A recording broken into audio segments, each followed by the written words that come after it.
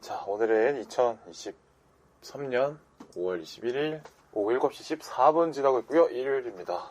68번째 시간 택배기사를 이분이와 함께 하도록 하겠습니다. 소개해주세요. 안녕하세요. 이분입니다. 근데 시그니처 오프닝은 계속 네. 걸으시나요? 좀 귀찮아져서. 네, 약간의 매너리즘. 매너리즘? 너가 해서 보내줘요, 그러면. 매너리즘을 이렇게 고백하는 방송은 또 처음 보네요. 매너리즘 올만도 하죠. 네. 그쵸. 예, 모르는 건 아니지만 그래도 시청자분들한테 저 매너리즘입니다. 이렇게 하는 경우는 또 처음 봐서. 네, 저로서도 상당히, 그간의 삶의 행적을 돌이켜볼 때, 이 정도면 상당히 꾸준히 한 것에 속합니다. 그래서. 근데 진짜 오래 하시긴 한 게 네, 거의 그럼요. 지금 반년 넘으셨잖아요. 반년 넘었고, 일주일에 2개씩 한 날도 있고. 그리고 오프라인 특유의 긴장감이 있잖아요, 또. 네, 또 너무 편해서, 방송하다 잘 것 같은 느낌이. 이분이랑 하는 건 너무 편해서. 여차하다가 오늘 후반부에 네. 갑자기 왜 방송이 안 나오죠? 이렇게 생각하시는 분들이 계시면 그게 방송 사고가 아니고 오늘의 ASMR 방송으로 긴급 변경된 걸 수도 있으니까 그 점을 유의해 주시면 감사하겠습니다. 또 하겠어. 또 편집하지. 저는 어떻게 편집될지 모르기 때문에 편집도 너 한번 해봐야 되는데, 그죠? 저도 한번 해보겠습니다. 언젠가는. 어려운 거 아닙니다. 길어는 낭만이 없어. 낭만이 없네, 낭만이 없어. 그 얼마나 낭만이. 네. 자, 오늘 작품은 넷플릭스 오리지널 한국 드라마 택배기사죠? 네, 택배기사. 어디용좀에서 오랜만에 드라마를 하죠? 네. 재벌집 막내 아들 이후로 오랜만 아닌가요?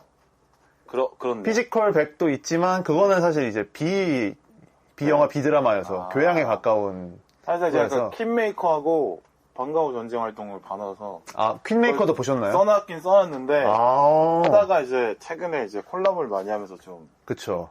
저 스스로 좀 흐지부지 돼가지고 대본은 만들어져 있긴 합니다. 근데 퀸메이커는 솔직히 할 말이 별로 없고 그냥 여기서 잠깐 얘기하자면 퀸메이커는 그냥 아침 드라마인데 약간 정치적으로 좀 가는 느낌이고 방과후 전쟁 활동은 그래도 꽤 할 말이 좀 있죠. 그거는 조만간에 할 생각이 있습니다. 그 작품도 어떻게 보면 택배기사하고 또 연관이 약간은 또 그쵸. 있을 수 있는 작품이라서 웹툰 원작이라 비슷한 점이 좀 있죠. 네네. 그래서 이 넷플릭스의 5월 12일에 공개가 된 한국 드라마고 웹툰 원작이죠. 이윤균 작가님이 그리신 웹툰을 원작으로 만들어진 드라마인데 한번 웹툰까지 봐볼까 이 생각을 하다가 지금은 이제 원래는 다음 웹툰에 있었던 작품이었는데 지금은 네이버에서 연재가 되더라고요. 그리고 재연재가 뭡니까? 그러니까 원래는 다음 웹툰에 있다가 다음 웹툰에 있던 걸 네이버에서 다시 연재를 하면서 이게 전 작품이 다 업로드가 안 되고 지금도 조금씩 업로드가 되고 있더라고요. 근데 그림이 바뀐다거나 그러진 않고요? 그건 모르겠습니다. 저도 웹툰을 읽어보질 않아가지고. 웹툰 세상을 저나 이분이나 둘 다 잘 몰라서 몇 작품만 좀 보고 이래서 웹툰까지 보고 좀 이야기를 나누고 싶었는데 분량이 그것도 좀 많더라고요. 맞아요. 웹툰도. 근데 또 웹툰만 또 쭉 보는 친구가 있거든요. 네, 맞아요. 제 대학교 후배 중에 웹툰 빠돌이가 하나 있는데 걔가 7월달까지 좀 묶여있는데 끝나면은 이제 그 친구를 불러서 웹툰 세계를 한번 들어봐야 되겠네요. 그것도 흥미롭겠네요. 그 친구는 이제 약간 스포를 좀 하자면 오디오 방송으로 나가기 아까울 정도로 잘생긴 친구입니다. 지난번 제이조이 형님과 필적할 조금 다른 계열로 잘생겼어요. 되게 좀 이렇게 뭐랄까 호남들과 많이 친분을 쌓고 계신 것 같아요. 제가 친한 애들 중에 이분이가 가장 좀 못생기지 않았을까? 농담이고 그냥 확실히 그 허들이 높네요. 호남들하고 많이 사귀다 보니까. 이분이 겨우 허들을 넘었어요. 그러니까 저는 거의 이제 문 닫고 네네. 들어간 상황인 것 같고. 그쵸. 근데 또 이분이 같은 경우는 또 고정 팬층이 또 있는 외모여서 충분히 이동진 계류라고 얘기를 할까요? 아, 그렇게 포장해주시면. 하냐면은 이제 이동진 계열입니다. 아, 그렇게 포장해주시면 전 너무 고맙죠. 네, 네. 그렇죠. 같은 포장이어도 그렇게 권위에 기대서 포장을 해주시니까 네. 너무 고맙네요. 그렇죠. 네네. 아, 이게 우리가 하나 소개하고 딴 얘기하고 이러는 것 같은데. 너무 편해졌어. 어쨌든, 자. 네네. 그래서 이게 장르로는 SF이고 또 포스트 아포칼립스를 네. 다루고 있어요. 포스트 아포칼립스 물이라고 할 수 있겠죠. 그래서 이 배경이 일단 서울입니다. 서울인데 서울에 해성이 떨어지면서 한반도가 사막화가 돼요. 사막화가 돼서 이제 인류가 한국 사람들이 살 수 없는 환경이 되다 보니까 인간들의 그 문명이 붕괴되니까 인간들의 어떤 체계가 개편이 됩니다. 개편이 되면서 호흡이 안 되니까 산소를 갖고 있는 기업이 사람들을 통치하는 세상이 돼요. 그게 천명그룹이라는 기업이 있고 이 그룹에 일하고 있는 택배기사가 있어요. 이 택배기사가 그 황폐화된 서울의 모든 어떤 물동량을 관리하고 인프라를 이동시키는 그런 역할을 하는데 이 택배기사가 저도 지금 즉석으로 말을 하다 보니까 좀 막히는데 모든 건 다 즉석에서 얘기하죠. 아, 그쵸. 이 택배기사가 그러면 이 시스템에서 어떤 역할을 하게 될지 그리고 주인공 5-8이 이 시스템을 좀 해방시키고 싶어 하는데 어떻게 해방시킬지 그 이야기를 다루는 SF물이라고 할 수 있겠습니다. 그래요. 잘 해주셨고 그러니까 쉽게 얘기하면은 이제 매드맥스로 치면은 천명그룹이 이제 임모탄과 아이들 역할을 하는 거고. 그쵸. 임모탄은 공기 대신에 물을 통제하는 네네, 맞습니다. 거고 뭐 그렇게 되겠죠. 그러면 택배기사는 어보이의 역할을 하느냐는 아니냐는 좀 보면 알게 되는. 예, 일단 기본적으로는 하수인이긴 하죠. 하수이긴 하죠. 천명그룹의 그 비전을 그렇습니다. 담당하는. 네. 그래서 캐릭터는 주요 캐릭터는 4명이 나오는데 먼저 5-8 이제 김우빈 배우가 주인공이고 이분이 이제 왜 5-8이냐면 이 5-8 구역을 관장해서 5-8이에요. 이분의 직업은 택배기사죠.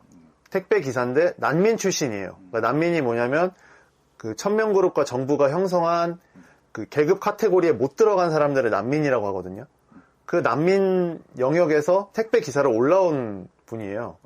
그래서 이 세계관에서는 굉장히 입지전적인 인물로 꼽히고 있는 인물이고 그런 면에서는 킹스맨의 테런 에저튼이 했던 에그시 역할과도 좀 비슷하죠. 그렇죠. 네, 하층민 출신에다가 특수요원이 되는 그렇죠. 거죠. 고위요원이 되니까. 그리고 특수요원 같다는 색깔이 많이 드는 게 코드네임으로 태어난다는데 그러니까 5-8이 죽으면 또 다른 5-8이 등장해서 5-8은 영원한 거니까 그죠? 그런 그쵸. 게 비슷한 점이 있죠.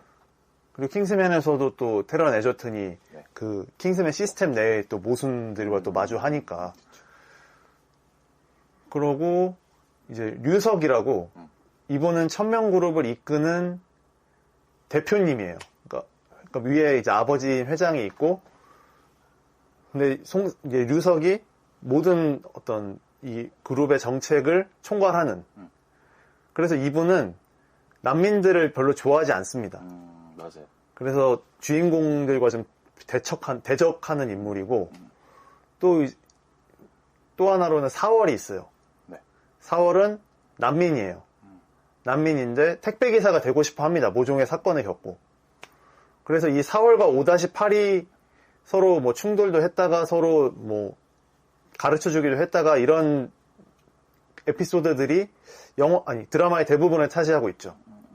그리고 이제 이손 배우가 맡은, 그리고 4월은 강유석 배우라는 새로운 또 못 보던 분이 하셨고, 정설아 소령 역할은 이손 배우가 하셨는데, 이분은 정설아 캐릭터는 군인이에요. 정보사령부 소속이고, 이분은 군인이다 보니까 원칙대로 하려고 하는데, 천명그룹의 그런 난민을 배척하려는 음모가 보이니까, 이거를 외면할 수 없어서 결국 택배기사와 손을 잡는 캐릭터로 나옵니다.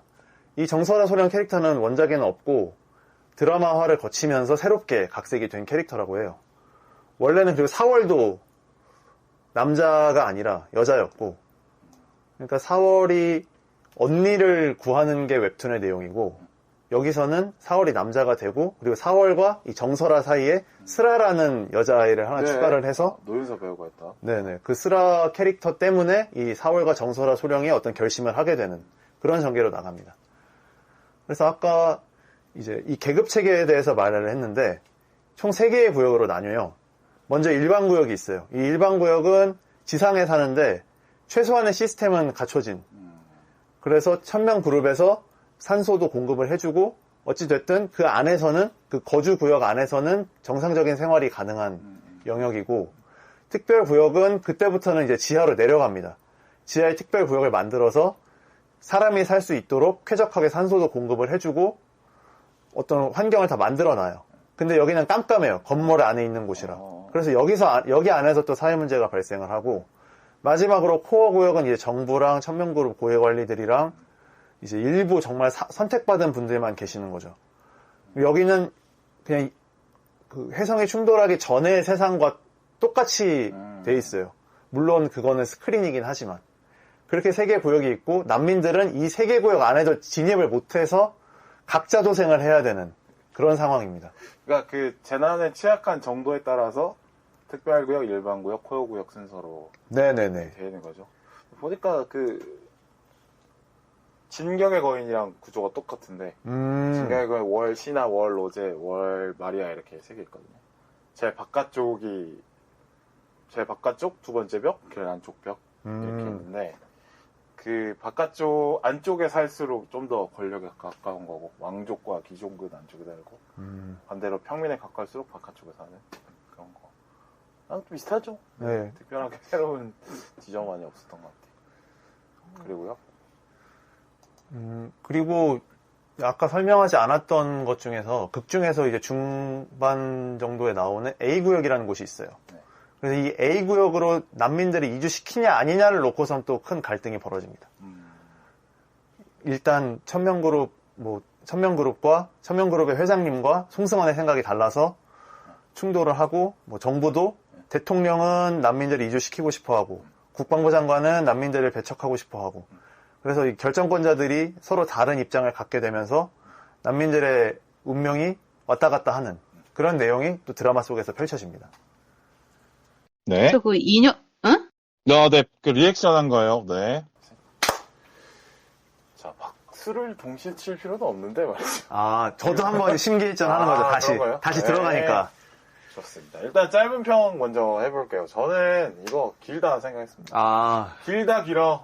가지고 있는 어떤 알맹이에 비해서 시간을 너무 길게 끌어. 그래서 이것까지 보여줘야 되나? 네. 하는 게 너무 많고 뭔가 색다른 모습이 계속 나와야지 드라마가 쫙 끌어당기는 게 있는데 그런 것도 없이 그냥 지루한 느낌? 그렇다고 해서 세계관이 특별한 부분이 있습니다만 그거에 대한 설명이나 세계관에 빠져들게 만드는 어떤 팍 던져주는 그런 것들이 많이 없어서 몰입이 사실 쉽지 않았어요. 맞습니다. 그리고 오히려 현실 세계에 접점이 좀 포인트가 많다 보니까 일단 서울이 배경이라는 점과 택배 시스템 이런 것들이 그쵸.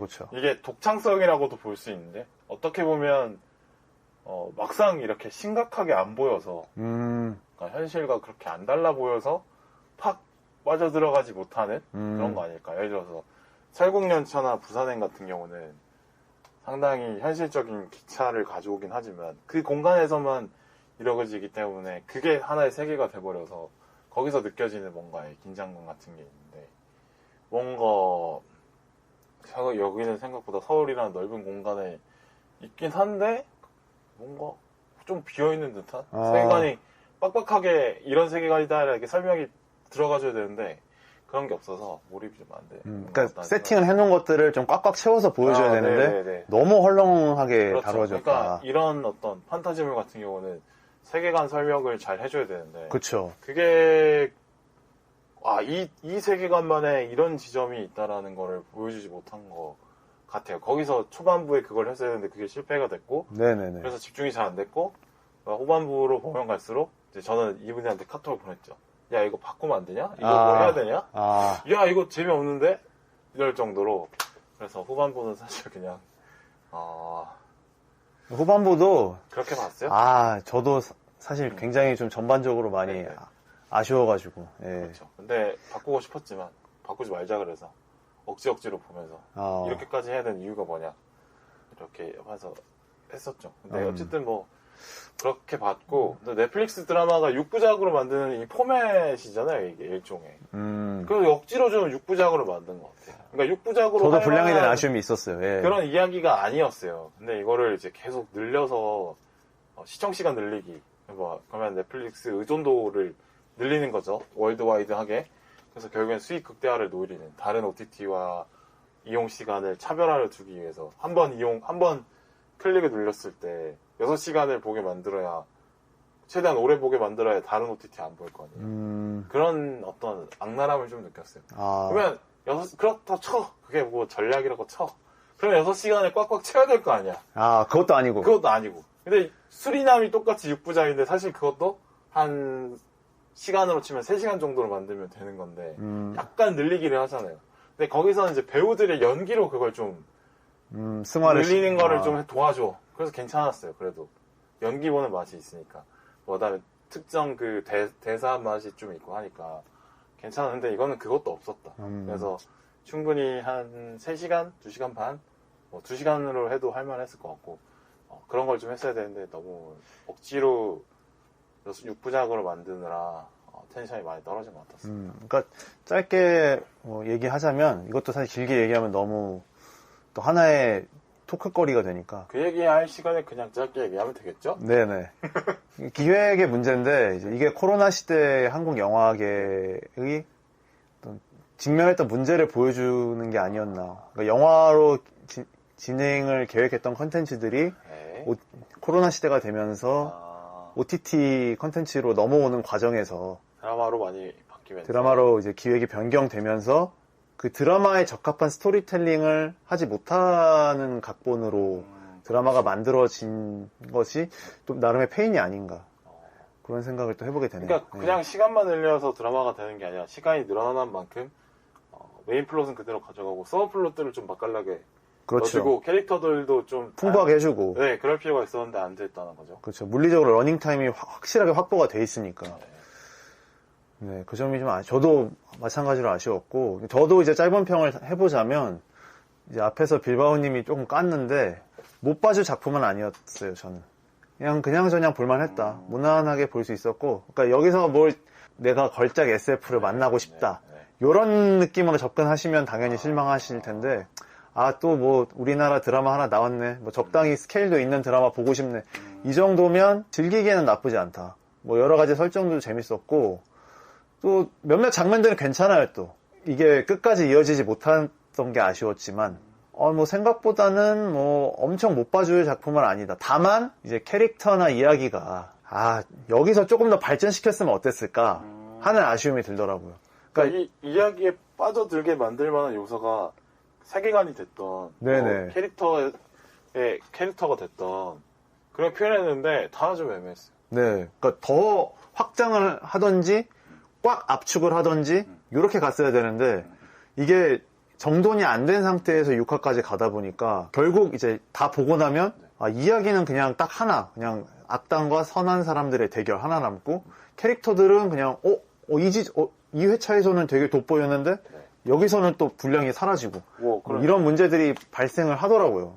그게 진짜 아쉬웠고 또 일단 세계관 자체가 좀 포스트 아포칼립스물이 주는 흥미로움이 있잖아요. 특히 그리고 택배기사라는 그 직업군을 메인으로 띄워놓은 뭐 물론 이게 빌바오님이 말씀하신 거와 연관이 있긴 한데 그런 여러 가지 요소들 그리고 그 택배기사들의 약탈한 헌터들이라든지 뭐 그런 주변 요소들까지 세팅은 충분히 잘 돼 있었는데 이거를 6개 에피소드로 진행하는 과정에서 좀 착실하게 보여줬다면 어땠을까. 그게 안 되다 보니까 매듭이 단순하게 지어져가지고 그 점은 좀 아쉬웠습니다. 더 발전할 수 있었는데 좀 더 채워넣을 부분이 많이 있었어요. 네네, 그러니까 공백이 많았습니다. 헌터 얘기를 더 했어도 되고 네네.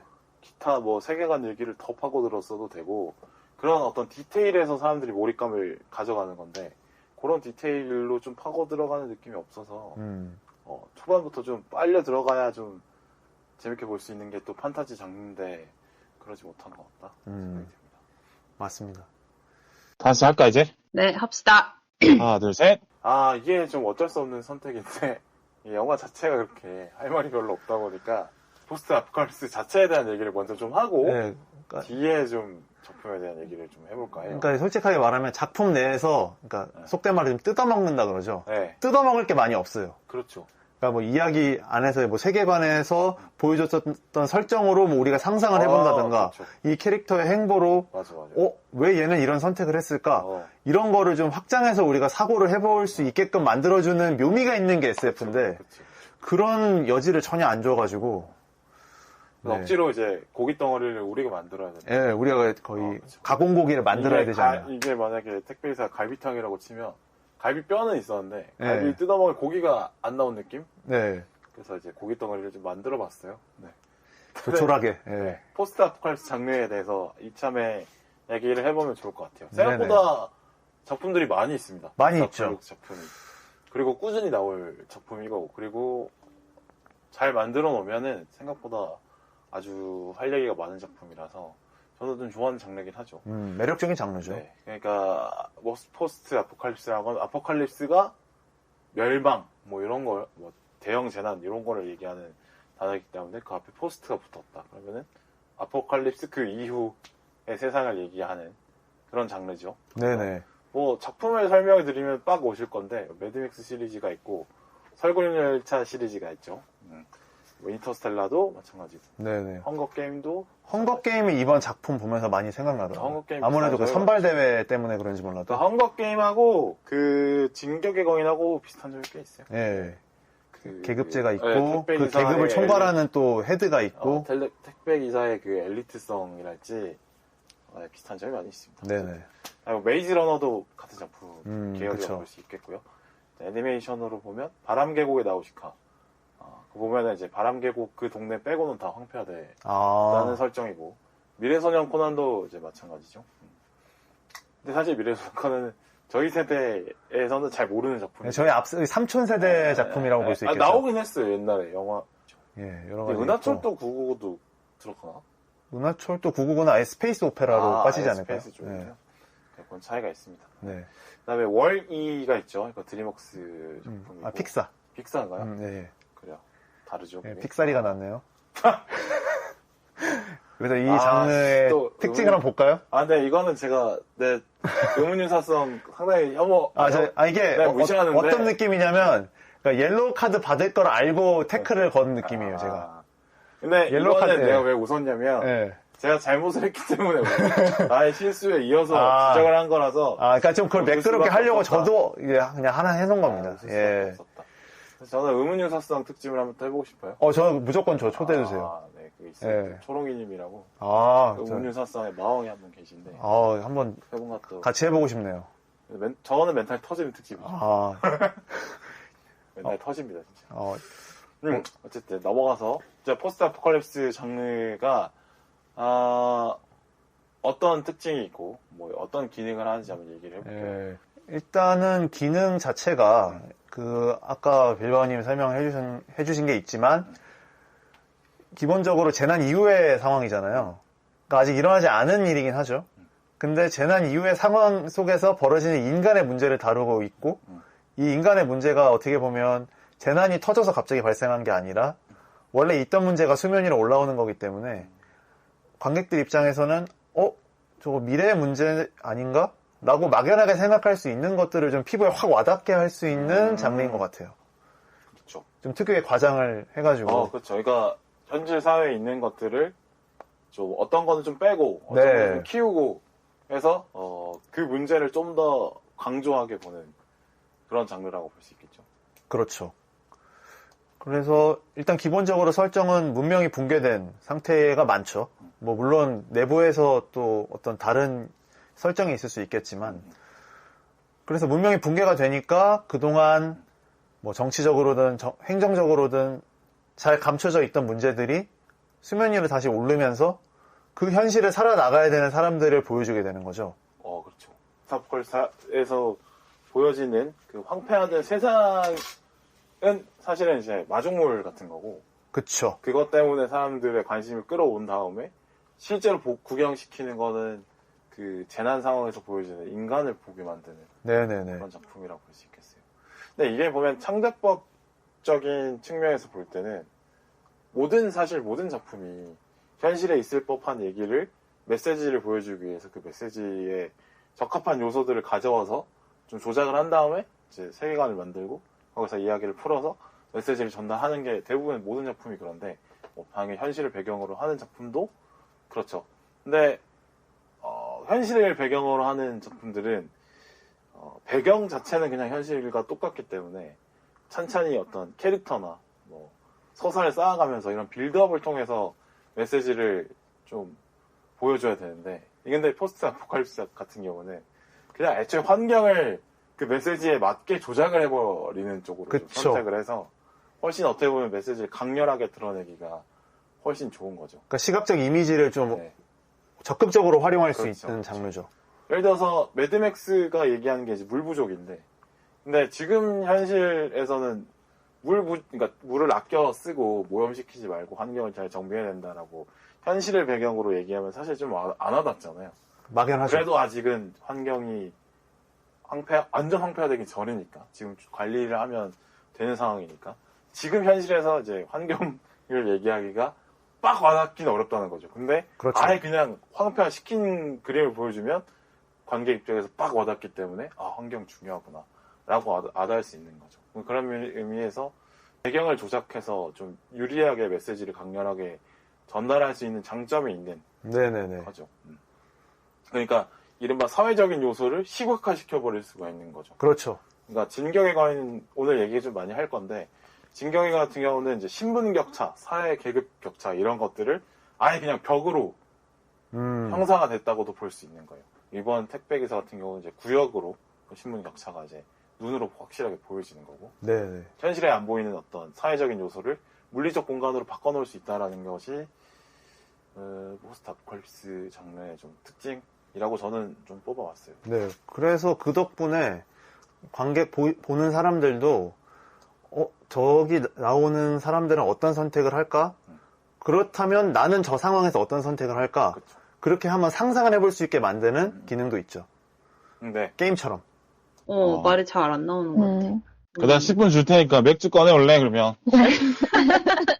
그렇죠. 그러니까 이런 포스트 아포칼립스 요소가 상당히 게임스러운 게 많은데, 그러니까 일단 우리 게임들 보면 대부분 뭐 소소한 뭐 게임들 아니고 그냥 대부분 극한의 상황을 설정을 해요. 그렇죠. 뭐 디아블로 같은 경우는 그러니까 도저히 극복할 수 없는 환경을 만들어주죠, 일단. 디아블로 같은 경우는 악마를 못 잡으면 내가 뒤져. 뭐 그런 거. 이런 거. 아니면 전쟁 게임도 많은 이유가, 전쟁을 배경으로 하고 게임을 하고 많은 이유가, 전쟁에서 어떻게 살아남을까를, 그 어려운 걸 우리가 해내면 짜릿함이 더 커지니까. 그렇죠. 그리고 가장 현실적인 공포기도 하니까요. 그렇죠. 예.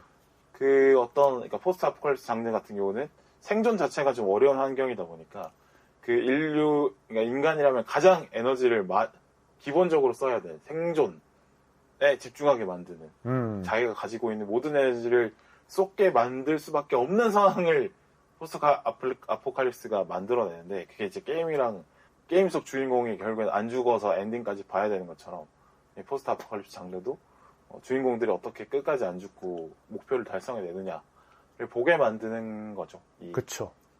또 이게 또 그냥 관객의 입장에서는 인간이 보면 본인의 생명을 위협을 느끼는 거는 상당히 싫지만 그걸 간접적으로 체험하거나 지켜보는 건 상당히 좋아하거든요. 그쵸. 한문철의 블랙박스. 아. 그게 딱 그 심리입니다. 저저저저저. 근데 그거 보면서 그런 블랙박스가 쇼츠에 뜨면 안 넘어갈 수가 없어. 넘길 수가 없어. 그러니까, 무조건 보게 돼. 오늘 뭐 그 코난 그 오프닝처럼 오늘 깨어나면 무슨 일이 일어날까. 네네네. 그런 것처럼 정말 기상천외한 사건들이 나랑 상관없는 영역에서 일어나는 거잖아요. 물론 같은 현실을 살고 있지만. 그렇죠. 그러니까 한문철 블랙박스 그걸 보면서 야, 저 운전을 저렇게 하네. 아니면 저 위험한데. 무단횡단을 왜 저렇게 해? 계속 보면서 우리는 그렇게 재밌게 본다는 거예요, 그거 자체를. 그런 어떤 나만 아니면 돼. 그쵸. 그 심리를 이제 잘 보여주는 또 장르기도 한 것 같습니다. 그래서 컨텐츠를 만드는 사람들이 되게 매력적으로 생각하는 장르일 것 같아요. 그럼요. 그러니까 지금 뭐 게임으로 만들어지든 만화로 만들어지든 영화 드라마를 할 때 아마 우선적으로 생각을 먼저 하지 않을까. 이런 기능들 때문에. 그렇죠.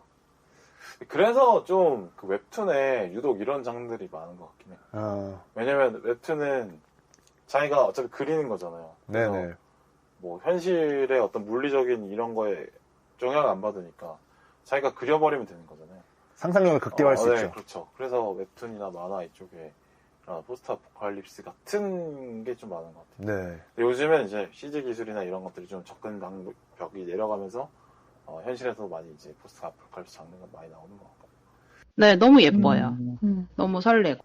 포스트 아포칼립스 장르의 어떤 특징들이 또 있죠? 예, 기본적인 뼈대가 있는데 일단은 계급 사회가 선언이 되는 경우가 많죠. 그러니까 권력이 뭐 정치적으로 됐든 네. 어떤 경제 권력이 됐든 지금은 분담이 되잖아요. 네. 뭐 정부도 삼권 분립 정부도 삼권 분립이 되고 뭐 경제도 여러 가지 기업들이 나눠서 역할을 하니까. 그런데 이제 포스트 아포칼립스 사회에서는 특정 정부, 즉 특정 정치 권력, 특정 기업이 온 세상을 통치를 하는 거죠. 그러니까 단수나 소수의 철인들이 독점적으로 그 권력들을 확보하면서 나머지 사람들을 통치해가는 그런 설정이 나옵니다. 이게 역사적으로도 충분히 많은 게 보면은 경제와 민주주의 발전은 같이 간다는 얘기가 있어요. 그러니까 어느 정도 경제 발전이 충분히 돼 있는 국가에서 충분히 그 사회 자원이 풍부한 사회나 그 국가에서는 민주주의가 충분히 발현될 수 있다. 그러니까 각 계급마다 그래도 충분히 먹고 살만한 수준 이상의 재화가 돌아갈 수 있기 때문에 이제 민주주의가 이루어진다는 건데 반대로 이제 이 포스트 아포칼립스 상황 같은 경우는 그 전에 누리던 자원들이 확 줄어들면서 그 자원을 특정 권력만 갖게 되면서 민주주의 제도가 자본의 분배가 안 되니까 자원 자체가 줄어드니까 분배가 잘 안 되고 분배가 잘 안 되니까 결국에는 이제 정치적으로도 민주주의가 사라져가는 그런 걸 보여주는 경우가 많죠. 이게 또 그런 게 히틀러가 나올 때도 독일이 그만큼 못 살았던 시절이 됐기 때문에 사람들이 권력을 몰아주게 되는 거거든요. 자원이 그만큼 없으니까 몰아줘야 된다라는 어떤 위기감이 또 생기는 거고. 그래서 이제 포스트 아포칼립스 보면은 적은 자원을 확실히 좀 쥐고 있는 그런 집단이나 뭐 하나의 사람이 나오고 그죠? 네, 뭐 그러다 보니까 이제 피지배층에서도 뭔가 저렇게 되고 싶다. 그걸 열망하는 캐릭터들이 꼭 나오죠. 그렇죠. 그러니까 뭐 여러 가지 또 많이 나오는데, 그러니까 서구형 경차 같은 경우는 그 열차 주인 누구죠? 윌포드? 윌포드는 사실 잘 안 나와. 윌포드는 안 나오죠. 근데 윌포드에 하수인이 있어요. 네. 틸다 스윈튼이 하는 네. 그 틀리 아줌마가 자리를 지키라고. 그렇죠. 그 대신 윌포드 대신 뽑아서 움직이는 거잖아요. 매드맥스에는 워보이가 있을 거고. 워보이가 있죠. 그러니까 윈모탄이 있는데 이제 워보이를 좀 뽑아서 이제 워보이들이 이제 그 엄형을 실천하는. 그렇죠. 실천하는 거고. 또 헝거 게임도 보면 그 동네 우승자들이 그 헝거 게임 세계관의 그 질서를 또 유지하는 데도 역할을 하기도 예, 하고. 각 구역의 그 네. 요직을 맡죠 또. 그렇죠. 또 비슷한 게 일제강점기 친일파도 똑같습니다. 아, 그러니까 한민족에게 돌아갈 자원을 최대한 줄여놓고 그 중에 이제 몇 명만 뽑아서 야 너네는 민족을 배신하고 나의 지도를 따르면 너는 충분히 먹고 살만 할 수 있어. 이런 걸 좀 꼬셔가지고 피지배층 중에 몇 명을 뽑아서 오히려 지배 구조를 확실하게 다지는 그런 어떤 하수인들이 많이 나온다는 것도 특징이라고 볼 수 있죠. 네. 그런 구조를 만들어졌다는 것 자체가 이 권력들은 견제가 안 되는 거죠. 그렇죠. 일단. 근데 요새도 예, 학교에 통제가 안 돼요. 선도부가 있나? 모르겠네. 저도 선도부도 그거라고 보거든요. 아, 선도부 근데 네. 너무 알량하지 않나요? 저희가 예시를 들었던 사람들에 비하면? 아 그렇긴 한데 근데 우리 요즘 학교는 어떤지 모르겠지만 우리가 학교 다닐 때만 해도 학생들에게 많은 자원을 주지 않잖아요. 그죠? 자유를 없죠, 거의. 주지 뭐. 않죠. 예. 근데 그 중에 학생 중에 선도부를 뽑아서 아, 학생을 지배하도록 또 하잖아요. 그렇죠. 그러니까 선생님의 권한을 대신해서 지네들이 때리고. 그렇죠. 선생님의 권한을 대신할 피지배층 계층 중에 뽑아서 앞잡이를 뽑는 거 비슷하다 생각이 들었어요. 그래서 그 멸치거리 잔혹사의 그 선도부장 누구죠? 이종혁 씨. 그렇죠. 그분도 이제 모보이와 뭐 쪽에 하나 보면 연결되어 있다. 그렇죠. 아까 말씀드린 것처럼 견제가 안 되니까 이제 이 권력의 생각과 판단이 모든 인류의 운명을 좌우를 하게 되는 거고 그러니까 민주주의 제도의 장점이 사라진 거죠. 그렇죠. 이제 네. 역민주주의가 된 그렇죠. 거죠. 그러니까 독재자의 모든 것에 많이 걸려있는. 네, 그러니까 아래에서 반란을 일으키는 설정이 또 추가가 됩니다. 항상 반란이 또 일어나요? 네, 역전이 되냐 안 되냐 이걸 보여주죠. 그러니까 이미 최하층 사람들은 현실에 대해서 불만이 많을 거고, 그리고 또 상류층에 있는 사람 중에서도 이탈하는 사람들이 생길 거 아니에요. 양심적으로 좀. 네네. 그분들이 이제 어떻게 하다 모여요. 모여서 이 절대 권력을 향해서 돌진을 하는 거죠. 그래서 시스템이 유지가 되냐, 아니면 무너지냐. 그렇죠. 이거를 저희들이 확인을 하는 거죠. 영화나 드라마를 보면서. 근데 그게 이제 실패하는 경우가 설국열차인 거고. 설국열차. 근데 그게 이게 물론 여담인데 실패라고 보시나요, 혹시? 저는 실패. 봉준호가 하고 싶어 하는 말은 실패라고 보는데.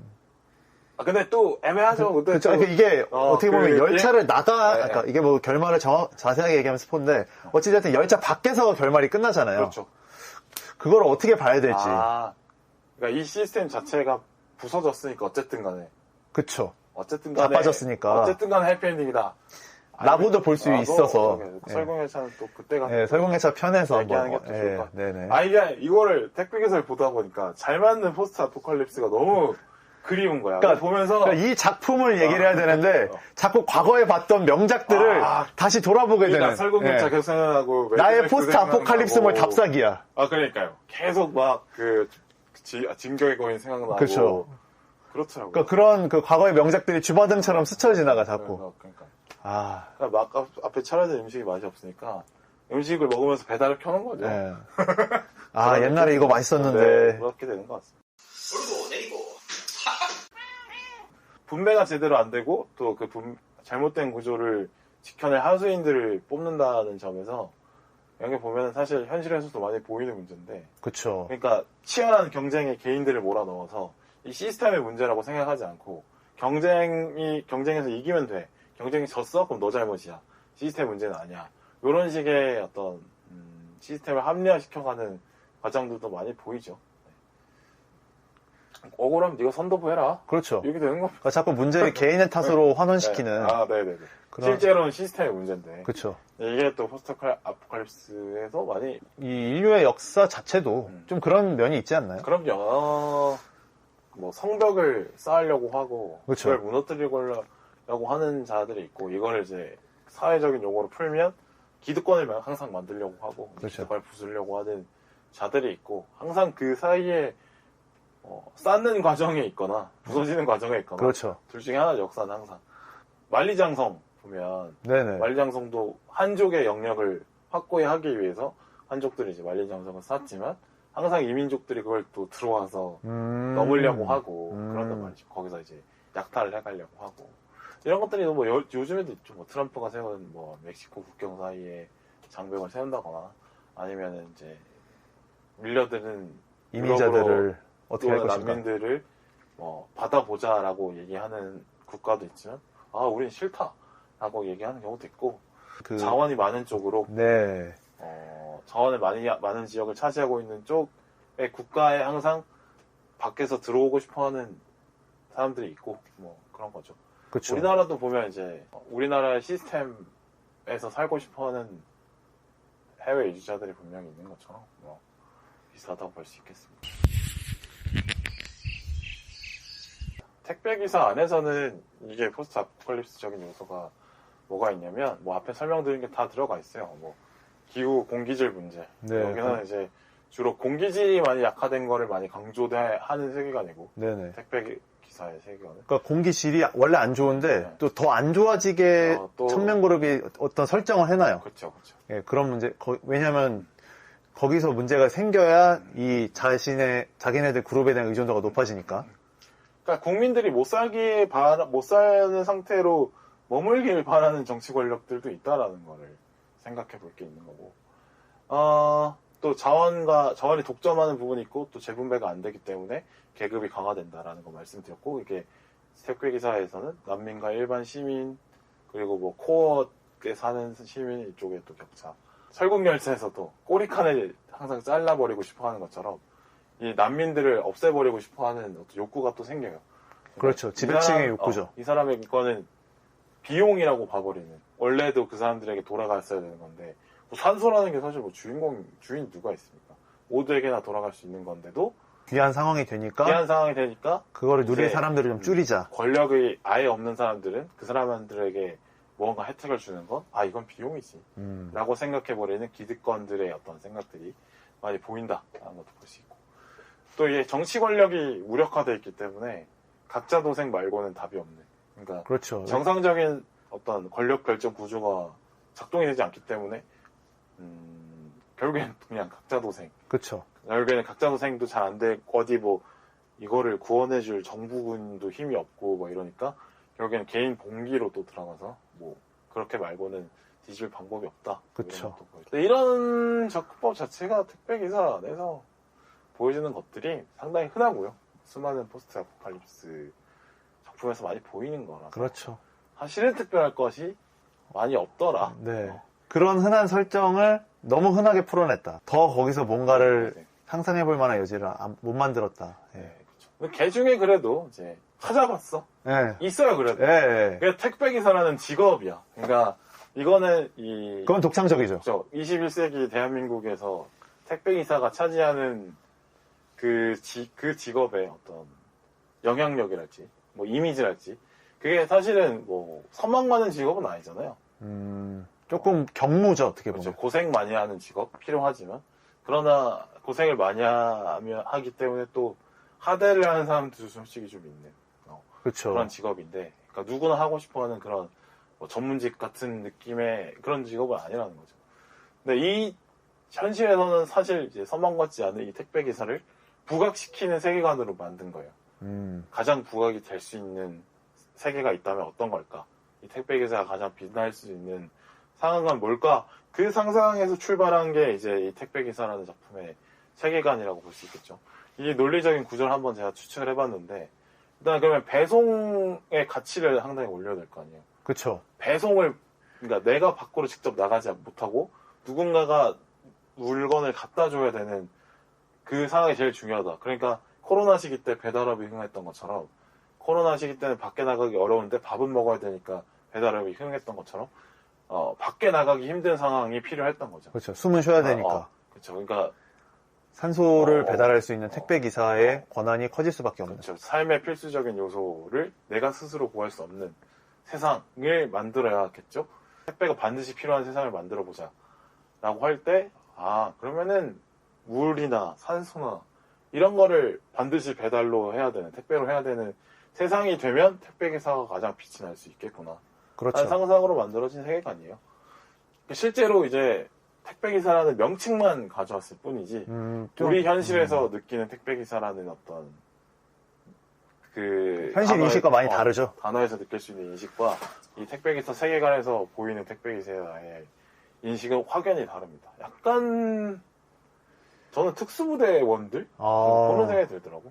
저는, 약간 뭐라 그럴까. 지금 택배기사에다가 경찰 느낌이 패치가 돼. 경찰도 있고. 그러니까 우체국 플러스 경찰.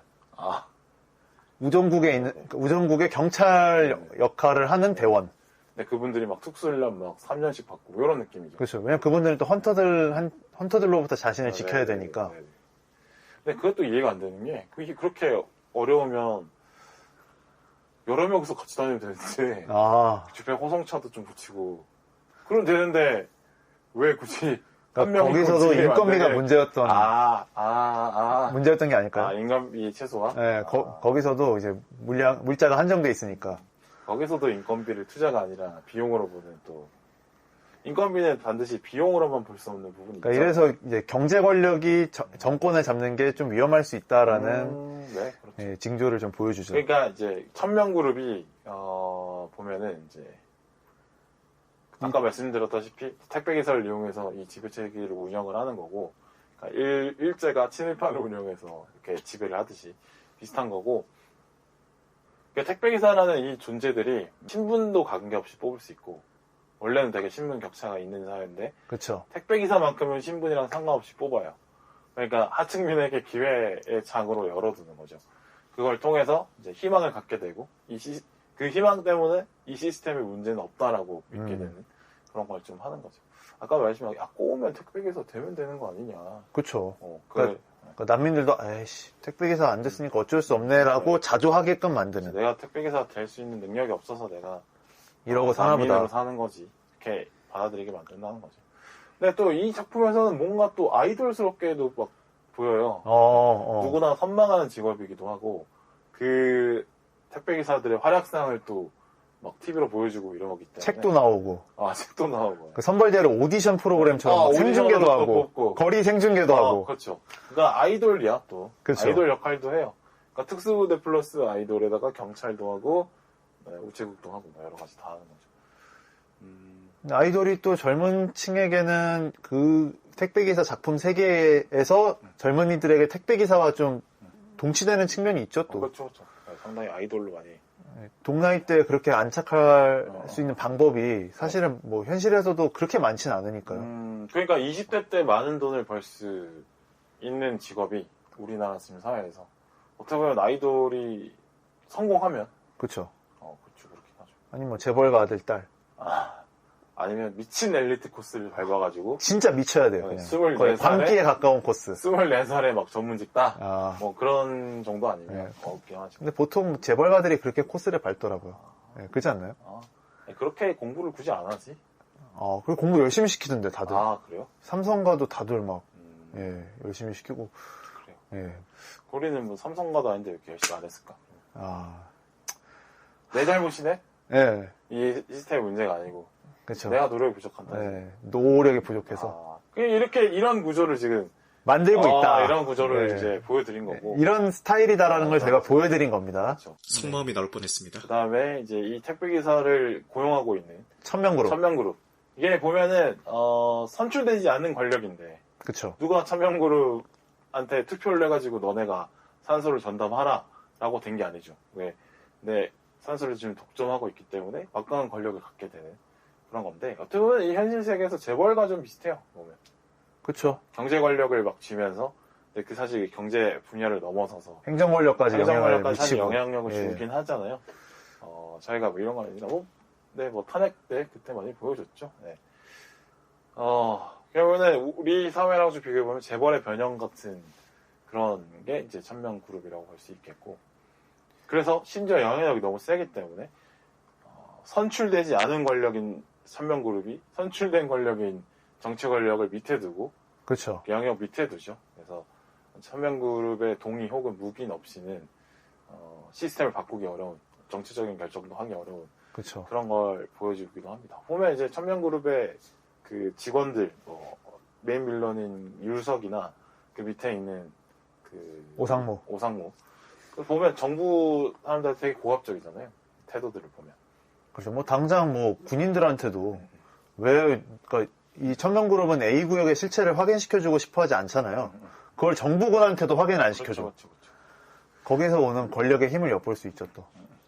이런 게 보면은 이제 산소라는 게 사실 누군가가 독점할 수 없는 자원이고 모두에게나 기본권처럼 당연히 주어져야 되는 자원인데 그게 어떤 민간의 영역으로 넘어갔을 때 그쵸. 보여지는 어떤 문제들을 보여주고 있어요. 그래서 공기업의 민영화, 인프라의 민영화의 문제를 좀 보여주게 만드는 그런 요소죠.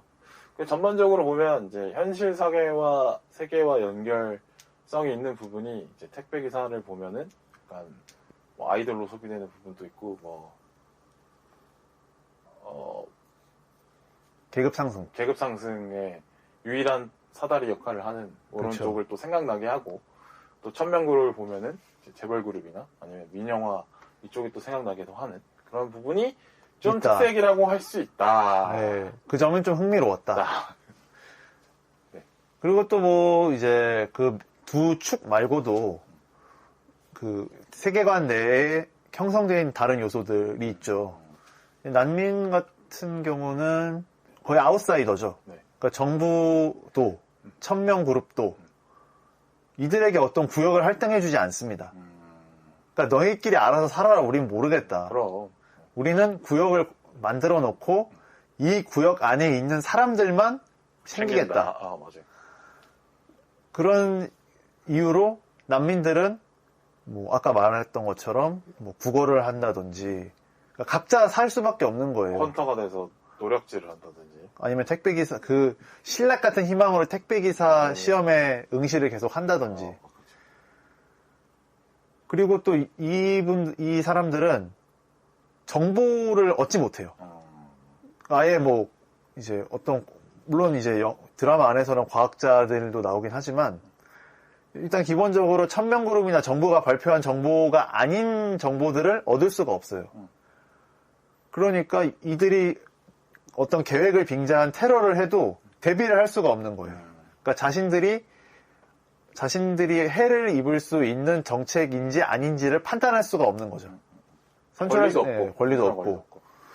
그렇죠. 그래서 이제 생중계를 한다고 하길래 보러 갔는데 알고 보니까 그게 난민 학살 계획이었다. 아, 그런 거.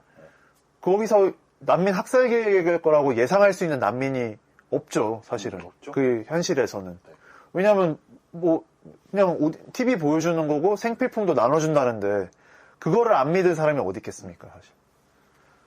그래요. 저는 근데 이 난민들 보면서 현실을 또 생각해 볼 때, 이상하게 택배기사는 서울만 나오더라고. 그쵸, 지방은 서울이 어떻게 배경이죠. 됐지? 나도 또 생각이 더 들면서, 뭐야. 지방이 무너져가고 있는 현실 사회, 또 보여주는 건가? 생각이 들었어요. 저는 왜 또 지방 출신이기도 하기 때문에 그런 생각이 들더라고요. 또 서울 안에서도 특정 구역이 또 정해져. 그쵸. 또 소외되는 지역이 또 생겨. 그러니까 강남은 아예 빈민촌이 돼버리고 네. 그 광화문 일대에 천명그룹 본사가 있고 그렇죠. 그 안에 코어 구역과 이제 특별 구역이 있는. 그래서 송승헌 출근길에 보면은 이제 강남 쪽은 완전 황폐화되고 그 다리를 건너고 광화문을 지나야 이제 비로소 도시다운 도시, 뭐 건물다운 건물이 나오는. 한강이 있던 자리에 모래만 있고. 그렇죠.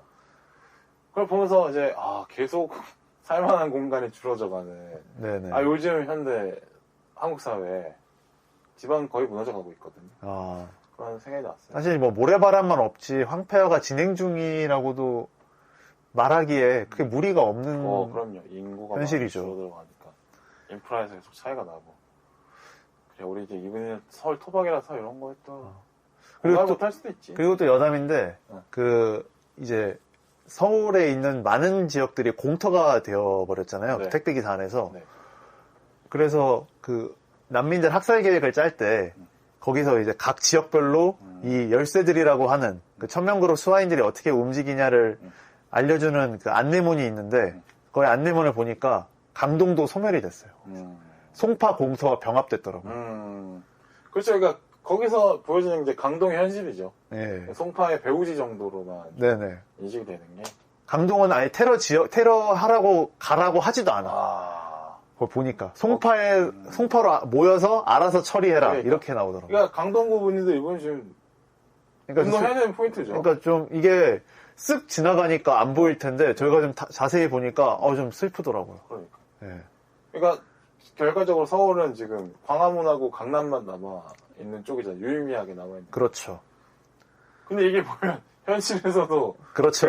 서울 내에서도 서울에서도 광화문과 강남의 축이잖아요. 두 개의 축이잖아요. 그죠? 그거 보면 현실 압축은 잘했어요. 네, 그러니까 작품이. 현실을 느껴지게 좀 하긴 했어. 네, 그러니까 세팅은 잘 됐다니까. 맞아. 그러니까 택배기사 하는 것도 괜찮아요.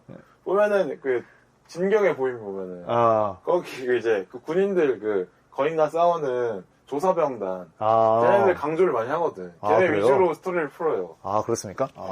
진격의 거인 안 봤어요? 안 봤죠. 진격의 거인에 잠깐 설명하면 진격의 거인이 그 군대가 있는데 세 가지로 나눠요. 그래서 헌병이 있고 그다음에 주둔군이 있고 주둔군은 이제 방어만 하는 거야. 조사병단은 벽 밖으로 나가요. 거인과 맞서 싸우면서 조사를 하려고 이렇게 있어요. 근데 이제 가장 위험한 일을 하는 게 조사병단이죠. 벽 밖으로 나가니까. 그 택배기사랑 그것도 비슷한 점이 있네요. 그렇죠. 그러니까 언제 어디서 위험에 노출될지 모르는. 그럼요. 비슷한 점이 분명히 많다니까. 그래요. 뭔 얘기를 하려고 했지? 그래서 난민들이 그런 위치다. 그래요. 네. 그래서. 그러니까 재밌는 요소들이 꽤 있어. 그러니까 냉장고에서 재료는 잘 꺼냈어. 그러니까 포스트 아포칼립스에서 볼 수 있는 부분이 꽤 있어요. 있어요. 비슷한 부분이 있어. 근데 디테일이 떨어진다는 거예요. 그걸 조리하는 과정에서 엉망진창이 돼버린. 그러니까 택배기사가 워보이고 천명그룹이 이모탄이고 그다음에 난민 이제 거기도 난민 나오잖아요. 예, 그렇죠. 그러니까 보는 다 사람들이 있어? 그런 구도를 짤 수 있게끔 설정은 다 해놨어요. 근데 거기 디테일이 떨어진다는 거야. 아, 근데 그거를 펼쳐내는데 좀 아쉬움이 있었다. 그러니까 이 매드맥스는 그거 2시간 만에 딱 끝내는데 3개만 설명 다 하고 스토리텔링 다 하고 액션도 다 보여주고. 2시간에 끝내는데 이거 뭔데 4시간 반을 하냐는 거지. 어쨌든 나머지 예, 항상 얘기를 하면 할수록 씁쓸하게 끝날 수밖에 없겠네요. 결국에는 네. 이거는 이 에피소드가 결과적으로 예. 매드맥스 진격의 거의 설국열차 특집으로 가고 있어요. 트리뷰트. 헌정방송화 돼가고 있어요, 지금. 결국에는 이 세 네. 가지를 계속 언급하는 방송으로 네. 가고 있어요. 그리고 추가적으로 얘기해보자면 군인들도 생각보다 역할이 별로 없습니다. 별로 없어. 그러니까 정부만큼이나 힘이 없죠. 그렇죠. 그러니까 정부도 뭐 뒤에 얘기를 할 텐데, 그 군인들은 항상 뭐 택배 기사든 기업이든 얘네들이 먼저 선수친 일을 그냥 뒷수습해주는 일밖에 허수아비야, 허수아비. 예, 못 해주는 거죠. 실질적으로 원래 군인이 가장 현실을 통제해야 되는데 그렇죠. 그렇지 못하고 있다는 거죠. 천명그룹의 실력에 비해서 훨씬 떨어진다. 일단 국방부 장관 자체가 송승헌과 뜻을 함께하고 있다는 게. 그런 거지. 예. 그리고 정부도 크게 힘이 없는. 그러니까 어떻게 보면 상징적인 권력인 셈이죠. 그렇죠. 그러니까 실질적인 권력이나 뭐 어떤 개발은 천명그룹이 다 하고 형식적인 권력만 남은 거예요. 그러니까 일본 천황? 영국의 뭐 왕세자, 여왕 이런 것처럼 그런 느낌 들던데 저는. 그렇게까지 거창하지도 않고 바지 사장이라는 또 전문 용어가 아, 갑자기 뚝 떨어지네. 바지. 천황 여왕 얘기하다가 바지 하니까 확 떨어지네요. 맞아. 페이퍼 월급 사장. 그쵸, 뭐 이런 월급 사장. 거. 그쵸. 바지 사장, 월급 사장 뭐. 그러니까 얼마나 대통령이 바지면 국방부 장관이 들이받겠습니까? 그럼요. 나는 그 이주객 동의 못하겠다라고 들이받아버리잖아요. 왜냐면 자기 뒤에는 그 천명그룹이 있으니까. 그리고 또 새내기 권력이니까 송승헌이. 그렇죠. 그런 요소들이 있었다. 네. 그러니까 세팅은 할만했다. 거의 뭐 저희 오늘 차이다, 오늘. 국관조 2마리가 지금 방송하는 것 같은데. 네, 그러니까 세팅은 진짜 잘 돼 있어요. 그러니까 물론 거기서 재미를 느끼실 수 있는 청취자분들도 있겠지만 그걸 풀어내는 과정이 조금 더 재밌었더라면 이 작품도 할 얘기가 많았을 것이다라는 안타까움을 담은 겁니다, 저희가. 그러니까 매드맥스 설국열차 진격에 의해서 매설진이 때문에 매설진? 매설진 때문에 이 작품은 안타까움이 있죠. 그래요. 그래도 또 한번 이야기를 이어 나가볼까요? 우리는 그럼에도 이야기를 답을 찾아야죠. 찾아왔다는 거예요, 우리는. 네, 인터스텔라 답을 찾을 것이다. 그러니까 언제나 그랬듯이.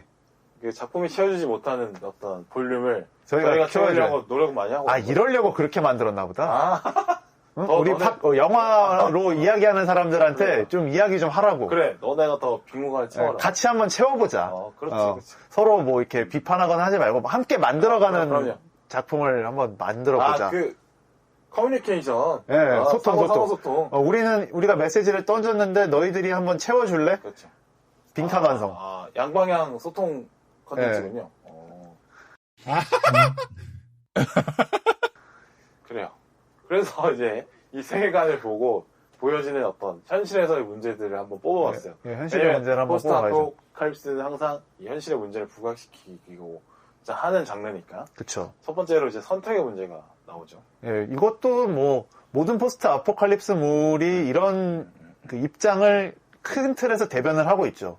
그러니까 도의적으로라도 지배층이 이 모든 그 불쌍한 사람들까지 다 걷어주는 게 맞냐. 이 상황인데, 이 사단이 났는데도. 아니면 살릴 사람만 살리자. 지금 그런 걸 따질 때가 아니다. 그렇게 막 박애주의적으로 할 수가 없다. 그러니까 실제로 그 택배기사 안에서도 류석이 결말 부분에서 김우빈한테 모두가 만족하는 세상이란 게 없다. 그렇죠. 그런 얘기를 하잖아요. 그러니까 그 엄마가 좋아, 아빠가 좋아의 질문이 잔혹한 이유는 엄마도 좋고 아빠도 좋아라는 답을 못하기 때문에 잔혹한 거거든요. 그렇죠. 선택을 강요받기 때문에. 그렇죠. 답을 할 수 없는데 답을 해야 되니까. 그렇지. 그 상황의 관객들을 놓이게 만드는 거죠. 그러니까 내가 뭐 지배층이 됐든 피지배층이 됐든 나까지 다 안고 가야 되는 건지 아니면 나는 버려도 상관이 없는 건지 이거를 내가 그 상황 속에서 한번 느껴보게 만드는 거예요. 그렇죠. 그렇게 됐을 때 우리가 뭐 현실의 문제로 돌아오면 뭐 복지 얘기를 안 할 수가 없겠죠. 복지 사실은. 비슷하죠. 그거를 상징적으로 보여줄 수 있는 어떤 입장 차이를 극명하게 보여줄 수 있는 의제가 복지가 가장 크니까요. 그러니까 선택적 복지, 보편적 복지 뭐 이런 얘기가 나오는데 이건 정치적 입장을 가급적 빼고 얘기를 하면 그래서 일부 사람만 살리자는 거는 선택적 복지인 거고 그렇죠. 모든 사람에게 혜택을 주자는 건 보편적 복지인 거잖아요. 그럼 보편적 복지를 반대하는 사람들은 보편적 복지를 하게 되면 일을 안 하는 사람들의 근로의욕이 더 떨어지니까 안 된다는 거고 선택적 복지를 하는 사람들은 선택적 복지에 반대하는 사람들은 그렇다면 어디까지 선택을 해줄 건데 그러니까 그 드라마에서도 이솜이 그 선택이라는 게 어떤 기준을 갖다 대도 그게 공평할 수 있냐라고 송승헌한테 물어보거든요. 왜냐하면 송승헌이 이 A구역에 이주할 사람들을 뽑고 싶어서 모든 그 난민들의 정보를 다 달라고 해요. 예. 그 질문에 이솜이 이렇게 대답을 하는 게 어떻게 보면 선택적 복지를 옹호하는 분들의 입장인 거잖아요. 이런 분들을 보면 저 그런 생각이 드는 게 그러니까 산소가 자기 거라고 생각하기 때문에 그런 식으로 얘기하는 거잖아요. 그렇죠. 산소는 사실 지가 만든 게 아니라. 근데 이 작품 속에서는 1000명께 맞긴 하죠. 그러니까 1000명이 옥시아늄이라는 광물을 재련을 해서 산소를 핵심 코어에다가 공급하는 역할을 하니까. 그러니까 자기네 거라고 생각을 할 수가 있죠. 할 수 그러니까 우리는 항상 경제 시간에 일장에 보면 자유제 개념으로 산소를 배우잖아요. 그렇죠. 근데 이제 세계관 내에서는 그게 아닌 상황이니까 그러네. 그런 선택의 문제가 발생을 할 수밖에 없는 거죠. 그래서 뭐 더 딥하게 가보면 근데 그런 얘기는 하고 싶은 거지. 그러니까 산소는 그러면은 지들 만들 수 있다고 쳐. 근데 산소는 근데 생명이 오고 가는 문제잖아요. 그렇죠. 그러니까 어떤 사람을 살리고 죽일지까지는 물건을 파는 거야 자기 마음대로 할 수 있다고 치지만 이거는 물건을 파는 수준이 아니라 생명을 거두냐 말 것이냐의 문제이기 때문에 쉽게 자기가 가진 어떤 재화인양 자유롭게 생각할 수는 없죠. 그게 이제 송승헌의 생각이었던 거고 송승헌 아버지는 그러면 안 된다라고 해서 둘이 싸우게 되는. 그러니까 현실의 문제와 많이 맞닿아 있는 지점이었어요. 그 둘 사이의 갈등이.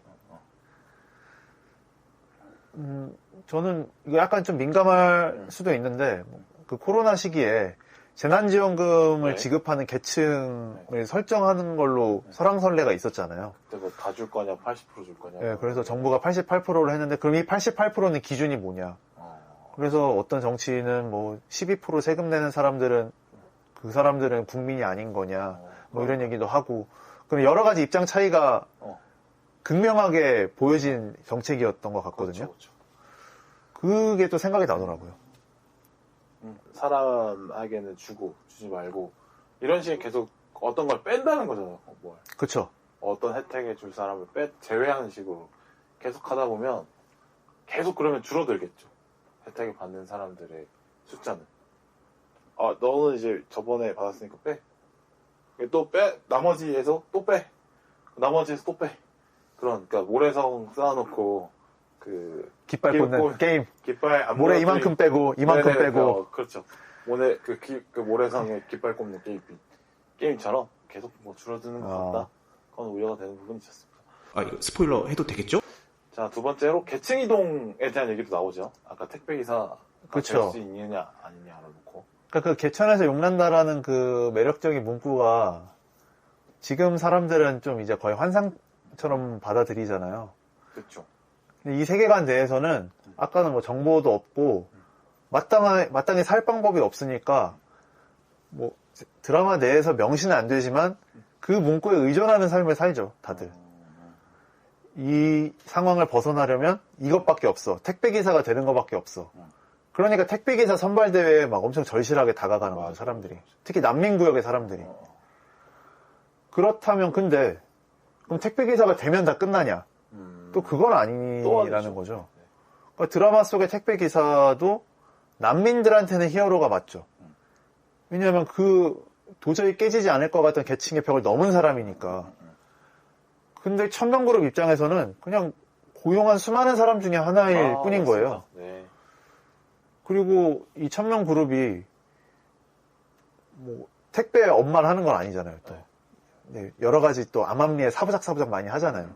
그 사부작에 택배기사들을 동원을 해버리잖아요. 네. 그러니까 5-7이라는 택배기사가 있었는데 이 사람이 그 난민들을 납치하는 계획에 동참했다가 자살당하잖아요. 그런 입장에 또 놓이게 되면 그것은 또 그러면 그 택배기사라는 계층도 안전한가? 라는 질문을 할 수밖에 없게 되는 거고. 그나마 좀 낫다는 거지 완벽한 해방이나 안정은 없다는 거죠. 그렇죠. 그리고 또 특별구역에 사는 분들도 얘네들은 확실히 안전이 보장이 됐는데 또 방송을 보면 특별구역에 사는 사람들 막 햇빛을 못 보니까 뭐 자살률도 늘고 뭐 우울증도 극심하게 증가하고 있다더라. 이런 문제가 발생을 네. 하잖아요. 그러니까 현실에서도 상류층이 됐다고 해서 또 모든 문제가 끝나지 않는, 그러니까 상류층에 진입한 사람들이 왜 저 사람 저렇게 해서 잘 됐는데 왜 그런 결말이 맺었지? 왜 병이 났지? 아니면 왜 그런 선택을 했지? 하는 상황들이 생기니까 거기도 또 현실과 이렇게 비슷한 점이 있었던 것 같아요. 그러니까 이너서클에 진입하는 시도의 연속이잖아요. 삶이라는 게. 우리의 삶도 그렇고 택배기사 세계관 내의 난민들의 삶도 그렇고. 근데 이게 끝이 없는, 그러니까 계층 이동이라는 게 진짜 뭐 계층이 이동돼서 행복할 수 있으면 계층 이동을 하는 게 뭐 나쁜 건 아니죠. 오히려 삶을 더 발전시킬 수 있는 이념이라고도 할 수 있을 텐데 그 이너서클에 들어가면 또 이너서클에 들어가야 되잖아요. 뭐 단적으로 생각나는 예는 뭐 중학교 때 열심히 해서 특목고에 들어갔어요. 특목고에 가서도 열심히 해야 이제 또 대학 진학 실적이 좋을 거 아니에요. 그럼 대학에 갔어. 그럼 대학에서 또 열심히 해야 뭐 어떤 선망받는 직업군에 가고. 그러니까 이 끝이 없는 이너서클 안에 이너서클 진입의 무한 반복이 너무 이제 견고해 보이는 거죠. 여기를 내가 다 어떻게 뚫을 수 있을까라는 생각을 하게 만드는 거죠. 그러니까 죽어서야 끝이 나는 거죠. 그렇죠, 그렇죠. 네, 계속 하는 거는. 근데 이너서클 이렇게 만드는 거는 저는 약간 이쪽에 카르텔 쪽으로 이너서클을 좀 해석해 보면 이건 계속 모든 인간들이 하는 거예요. 그러니까 친한 애들끼리 좀 더 챙겨주는 거, 네. 선의로 하는 거. 그러니까 사람들은 자기랑 친한 사람과 안 친한 사람을 구분하고 친한 사람에게 대하는 태도 다르고 안 친한 사람에게 대하는 태도 다르고 또 감정을 공감하는 수준도 다르잖아요. 그러니까 대부분 이제 사람들은 항상 그 그룹을 계속 만들고 싶어 해. 그러면 이제 또 내 친한 친구가 좀 그래도 나처럼 좀 잘 살았으면 좋겠어. 좀 힘든 친구가 있으면 그래서 도와주고 이런 마음들이 있다는 거죠. 근데 이런 게 보면 개인 단계에선 선이야. 그냥 그렇죠. 개개인 간에 사선으로 온 건 괜찮아. 근데 이게 이 서로를 챙겨주고 하는 이 따뜻한 선의에서 출발하는 이 마음이 그걸 선의를 이제 챙겨주는 걸 이제 권력으로 챙겨주고 뭐 사회의 자원으로 챙겨주고 이러면 이제 문제가 된다는 거죠. 그럼 카르텔이 되는 거죠. 친구들에게 뭐 전화해서 위로하는 그 마음도 그다음에 친구에게 위로한답시고 주식을 막 1000주씩 주고 이 마음도 본질적으로는 비슷하지만 그 크기가 너무 커져버리면 이건 사회적인 문제가 된다는 말씀 드리는 건데 그러니까 옆집에 반찬 갖다 주는 건 괜찮지만 그 정도야 뭐. 근데 우리 친구가 예를 들어서 제가 한 70쯤 됐는데 돈이 좀 많고 권력도 좀 있어. 근데 내 친구인데 막 못 살아 막. 근데 못 사는 기준이 아유 제가 진짜 힘들어요 요새. 강남에 집 한 채랑 연금만 받고 막 산단 말이야 걔가. 아유 한 달에 뭐 어떻게 산다니. 400 갖고 어떻게 살아. 집 한 채 가지고. 그냥 똥구멍이 찢어지겠네. 아이고 힘들지. 그 한 달에 뭐 그래도 700씩 있어야 되는 거 아니야? 그러니까 야 내가 너 이사자리 하나 줄게. 야 사회 이사. 내가 여기 말해가지고 출근도 할 필요 없어. 공기업 이사 이거 하나 줄게. 근데 이 마음이 내 중학생이 옆 친구한테 빵 하나 주는 마음과 일단 그 시작은 크게 다르지 그렇죠. 않죠. 일자리를 주는 마음은 똑같은데 크기가 엄청 그러니까 스케일이 차이가 나버리면 사회 문제가 되는 거죠. 된다. 그러니까 어떤 위치에서 그런 결정을 그렇죠. 하느냐가 크게 작용을 할 수밖에 없는 거죠. 그러나 선에서 출발한다는 건 비슷하다는 거죠. 근데 생각해보면 뭐 여기서 김우빈도 카르텔을 만들긴 했어요. 난민 출신 택배기사 모임 만들고. 그러니까 그 모임도 만들고 심지어 선발대회에 나가는 사월이를 가르쳐 직접. 맞네. 불법이더라고. 나 그래서 두 번째 보면서 나 느꼈어. 이것도 카르텔 아니야? 그러니까 이것도 난민 향후에. 남민 향후에. 네, 난민 향후의 그 밀어주기 아니냐. 아니면 전두환의 하나회. 그런 것처럼. 네. 네. 그런 사조직이 너무 한 난민을 도와준 게 아니냐. 그러니까 출제위원이 과외를 하는 듯한. 그렇죠. 그래요. 내가 이게 본능이야. 아. 이너서클을 만드는 건. 그런 생각이 들었습니다. 근데 이너서클 만드는 건 본능이니까 이제 제도로 감시를 하는 거죠. 그렇죠. 그 참 계층 이동의 욕심이라는 것과 그 욕심을 통제한다는 게 어렵습니다. 어렵죠. 그러니까 기득권 카르텔을 어떻게 뭐라 그럴까? 물론 뭐 기득권 카르텔이란 게 세워지는 게 자연스러운 일이라지만 이게 또 공정의 문제와 맞닿아 있기 때문에 이거를 최대한 이제 이성적으로 판단을 하는 시스템을 만들어야 되는데 이 시스템을 만드는 거를 어떻게 해야 될지 뭐 그런 여러 가지 또 파생적인 생각은 들죠. 이게 뭐 정답이 있는 건 아니지만. 네. 그러니까 계속 그런 방법들을 계속 만들어내고 있는 거죠. 사회 제도로. 뭐 법과 규칙 기관을 그쵸. 만들면서 하고 있긴 한데 또 그걸 또 뛰어넘는 또 다른 맨날 뛰어넘으니까. 방법이 생기고. 스포해도 되죠? 그럼요. 수위 조절 같은 게 어떻게 될지. 수위 조절은 뭐 원하시는 대로. 그래서 이 카르텔을 이제 깨부수는 방법에 대해서 생각을 해보자면 제수의 딜레마가 저는 생각이 났는데 제수의 딜레마가 이제 그 동료들 간의 신뢰를 무너뜨려서 협력을 못하게 만드는 거잖아요. 협력이 안 될 거라고 믿게 만들어서 결과적으로 개인 플레이를 하게 만들고 그러면은 결과적으로 개인적인 선택만 하게 되니까 연대를 하거나 그러니까 연대를 해야 풀릴 수 있는 문제들을 못 깨게 되는 거죠. 서로 간에 신뢰를 하지 않으면 계속 이제 서로 간에 개인 간에 신뢰하지 못하고 혼자 풀어내야 되는 문제로 계속 만들어내는 게 이제 카르텔을 유지하려고 하는 사람들이 쓰는 그런 수법이죠. 네, 대부분 그러나 그걸 알면서도 계속 무너집니다. 네, 연대를 하려고 해도 항상 무너져요. 네, 그러니까 뭐 생각이라는 게 참 안 바뀌는데 참 잘 바뀌어. 그러니까 내가 연대를 하자고 막 해도 우리가 요새 막 서바이벌 게임 보면은 연대 하자고 했다가 이제 뒤통수 치는 캐릭터들이 꼭 나오지 않습니까? 그러니까 뿌락지 항상 있고, 그렇죠. 앞잡이 항상 있고, 그렇죠. 그런 겁니다. 그러니까 동료를 팔아서 자기 한몫 채우는 사람들이 항상 있는 거죠. 그래서 그만큼 카르텔이 깨지기 쉽지 않은데 결국에는 이제 줄탁동시라는 그 사자성어가 있어요. 안에서 깨부순다. 네, 안에서 깨부수고 또 밖에서도 깨부숴야 그래야 깨진다. 안에서도 새끼가 깨고 나가려는 움직임이 있어야 되고 밖에서도 어미가 쪼아줘야지 깨진다는 거거든요.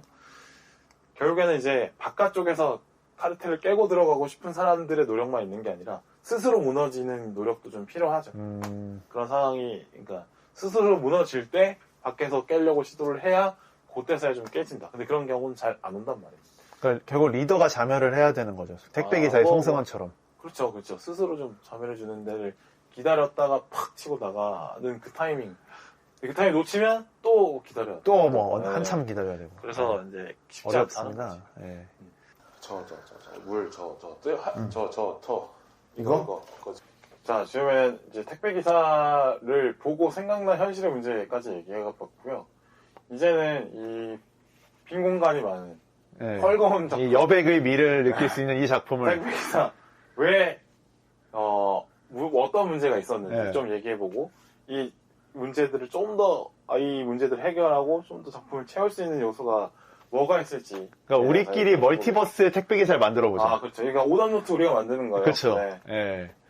그러니까 일단 오답노트를 만들려면 뭐가 오답인지부터 좀 봐야 되는데. 오답 먼저 봐야겠죠. 그러니까 캐릭터들이 일단 너무 끈기가 없어. 그러니까 끈기가 없다는 게 얘네들 성격에 끈기가 없다는 게 아니라 구성 자체가 그러니까 사람들을 1화부터 최종화까지 쭉 보게 만드는 힘이 없다는 거죠. 맞아. 다 너무 기능적이고 일단 뭐 뒤에서도 얘기하겠지만 이야기 자체가 단순하니까 그 이야기에 그냥 다 소모되는 그러니까 얘네들만의 이야기가 안 뻗어나가는 거죠. 뭐 5-8도 뭐 주인공이니까 뭐 배경 얘기 많이 나오지만 사실 뭐 결국에는 그냥 반란군 수장 그 이상의 의미를 못 보여주기도 하고 또 사월이도 한 4화까지는 완전히 사월이 드라마잖아요. 또 사월이 성장 드라마잖아요. 네. 스포츠 드라마처럼. 맞아요. 근데 또 얘가 택배기사가 되니까 비중이 사라져. 그러니까 막상 되니까. 뭐가 없어. 그리고 류석도 얘가 뭐 국가도 통치도 하고 막 범죄도 저지르고 그러면서 권력투쟁도 하고 뭐 생체 실험도 하고 극악무도한 계획들을 많이 갖고 있는 인물인데 너무 그 내부의 반란에 속수무책이야. 아, 맞아요. 아니, 그러니까 이게 영화, 뭐 드라마적 설정이다. 이걸 감안하고 보겠지만, 아니, 내부에서 이렇게 그 기사들이, 택배 기사들이 모여가지고 장비를 파괴하고 공사 장비가 막 무너지고 하는 거를 왜 그걸 의심을 안 해볼까라는 생각을 하게 되는 거죠. 그러니까, 되는 결말이 나와있기 때문에 무너지는 것 같은 거지. 왜 이렇게 무너지는가에 대해서는 너무 설명이 안 되는 네, 거지. 왜 그런 소소한 일탈들을 무시했다가 이렇게 허무하게 퇴장을 해버리는지. 그러니까 송승헌의 연기, 이건 또 새끼로 새는데 송승헌의 연기가 많이 나오잖아요. 송승헌 배우가 작품을 할 때마다. 근데 이번 작품은 저는 연기는 크게 나쁘지 않았거든요. 근데 캐릭터가 너무 좀 아쉬워가지고. 그러니까 너무 그냥 뻔한. 그러니까 빌런의 포스가 없어. 무섭지가 않았어. 네. 그 많은 힘을 갖고 있는데 너무 대처가. 그리고 이솜 배우 역할도 사실은 이게 제 개인적인 의견은 이건 진짜 분량 늘리기용 캐릭터다. 네, 사실 필요 없었어. 그러니까 좀 냉정하게 말하면 이거는 5-8이랑 4월한테 통폐합시켜도 되는 캐릭터예요. 상관이 없죠. 그러니까 군인이니까 이 군인 자체의 톤으로는 이솜 배우가 잘 어울리긴 하더라고요. 이솜 배우가 좀 약간 차가운 톤을 갖고 있으셔가지고. 있죠. 근데 이 설악 캐릭터가 생각보다 하는 게 없어. 제가 보기에는. 그러니까 어떻게 보면 택배기사들 그냥 후방지원하는 역할이라. 맞아요. 뭐. 그냥 약간 4월의 엄마 같은 느낌. 그러니까 서사를 만들어주는 역할 정도밖에 안 되는 상황이어가지고. 그러니까 우리가 탐정물 보면은 이 자경단 활동을 도와주는 공권력 인물들이 있잖아요. 슬쩍 정보 슬쩍 빼주고. 네, 형사들이라든지 검사라든지. 그러니까 그 정도의 캐릭이다 보니까 이 주요 인물로 배치된 것 치고는 너무 힘이 없어. 많이 나온 것 치고는 사실 비슷한 역할만 하고 나가지. 네, 그러니까 오히려 김의성 배우보다도 존재감이 없으니까. 제가 보기에는. 제 개인적인 의견입니다. 김의성은 또 이제 연기력으로 또. 근데 저는 김의성 캐릭터가 제일 좋았어요, 저는. 그러니까 이게 만화 원작이다 보니까 캐릭터들 자체가 조금 튈 수밖에 없잖아요. 그리고 김의성 배우가 맡은 그 뚝딱갈비 역할이 이건 진짜 만화에 대놓고. 딱 만화 캐릭터 같아. 그러니까 외관도 아예 그냥 무슨 그 코난 박사님 약간 그런 느낌이잖아요. 근데 그 대사 처리하는 게, 진짜 좀 과장되는데 그게 오버스럽지 않더라고요. 조사의 톤을 잘 잡으셨지. 네. 그래서 세공이 가장 잘 돼 있고 연기도 잘 돼 있어서 그나마 김희성 배우 나오는 장면은 괜찮았다. 그럼요. 네. 그리고 그 김희성 배우 쫓아다니는 그 3명 조역 캐릭터들도 좋았고. 근데 또 아쉬운 게 이 드라마가 웃기려고 많이 하는데 안 웃겨. 그러니까 안 웃기기도 하고 너무 좀 이렇게 맥락이 좀 뜬금이 없어 보여요. 제가 판단하기에는. 그러니까 너무 웃음을 주려고 만들었다라는 게 보여요. 세팅 자체가. 상황 속에서 편안하게 웃음을 만들어주기보다는. 그리고 이제 이 3명이 보면 이제 약자잖아요, 그죠? 약자죠. 난민이죠. 그 약자들이 만드는 웃음이 클 수는 없어.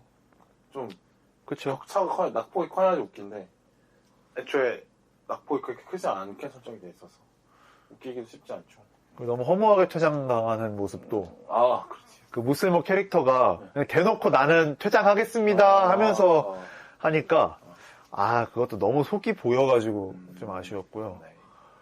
그리고 각본도 우리가 SF를 왜 좋아하는지를 생각을 해보면 SF는 좀 텍스트가 많잖아요. 네. 이야기도 이 설정은 어디서 나온 거지? 이 설정은 여기에 있었던 건가? 아무튼 수많은 설정들을 갖고 이 설정은 역사적 사건에 뭐에서 가졌네? 그쵸. 뭐 이런 것도 있고 이름이 그거네? 그렇죠. 뭐 이거는 여기 뭐 프랑스 몇 년도에 있던 뭐 기사단의 이름에서 뭐 따왔네? 뭐 이런 거 찾아보는 재미? 그렇죠. 그런 게 좀 필요하지. 그리고 캐릭터들도 사연이 많을 거 아니에요. 그 재난 상황에 놓였으니까. 그렇기 때문에 또 엄청난 그 숨은 이야기들과 또 그 극 중에서의 행동들로 사람들이 왜 저런 행동을 하지? 왜 저런 말을 하지? 그렇게 궁금하게 만들어야 되는데 택배기사는 그러지 못했던 것 같아요. 그렇죠. 궁금한 게 딱히. 그러니까 그리고 이 이야기 자체가 여러 가지 이야기를 잘 뻗어내는 느낌보다는 얼른 천명그룹을 무너뜨려야겠다라는 생각이 너무 지배적인 게 보였어요. 그래서 4월이 성장하는 것도 너무 갑자기 그냥 후루룩 끝나버리고 천명그룹이 무너지는 과정도 너무 그냥 허무하게 무너져 너무 버리는. 그냥 끝나더라고. 예. 그리고 또 이 재밌는 설정이 있었잖아요. 4월이의 설정. 그 광물에 노출된 난민들의 2세여서 얘네들이 강화 인간이 되었다. 이 설정을 그냥 안 썼어. 거의 안 써가지고. 그렇다면 왜 집어넣었지, 이걸? 그러니까. 이걸로 뭘 해야 재밌는데, 이걸로 뭐, 천명그룹을 무너뜨리든 택배기사들과 대립을 하든 뭔가 좀, 아니, 액션씬에서라도 뭐라도 활용하든지. 그쵸. 그냥 총알로부터 자기를 지켜준 힘 정도밖에 안 되는. 그렇게 구성을 한 것도 아쉬웠고, 헌터들도, 맞아요. 이럴 거면 헌터들을 왜 넣었지? 헌터들 중에서도 뭔가 유의미한 캐릭터를 하나 만들 수도 있었을 텐데. 그쵸.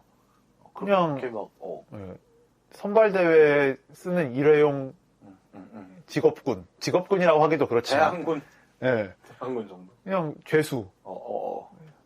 전과자. 단순한 전과자. 이 정도 역할에 그치니까. 그러니까 그 흥미로운 설정들로부터 뻗어나갈 수 있는 여러 가지 이야기들. 그리고 드라마라는 특성에서 만들 수 있는 분량. 이거를 너무 활용을 못 하다 보니까. 그렇죠. 시간이 충분히 있는데도. 네네. 채워넣지 못하는 거지. 그러니까 메인 플롯 딱 하나만 살아남으니까 더 뭐 볼 게 없는 거예요. 천명그룹 해체됐네? 끝났네?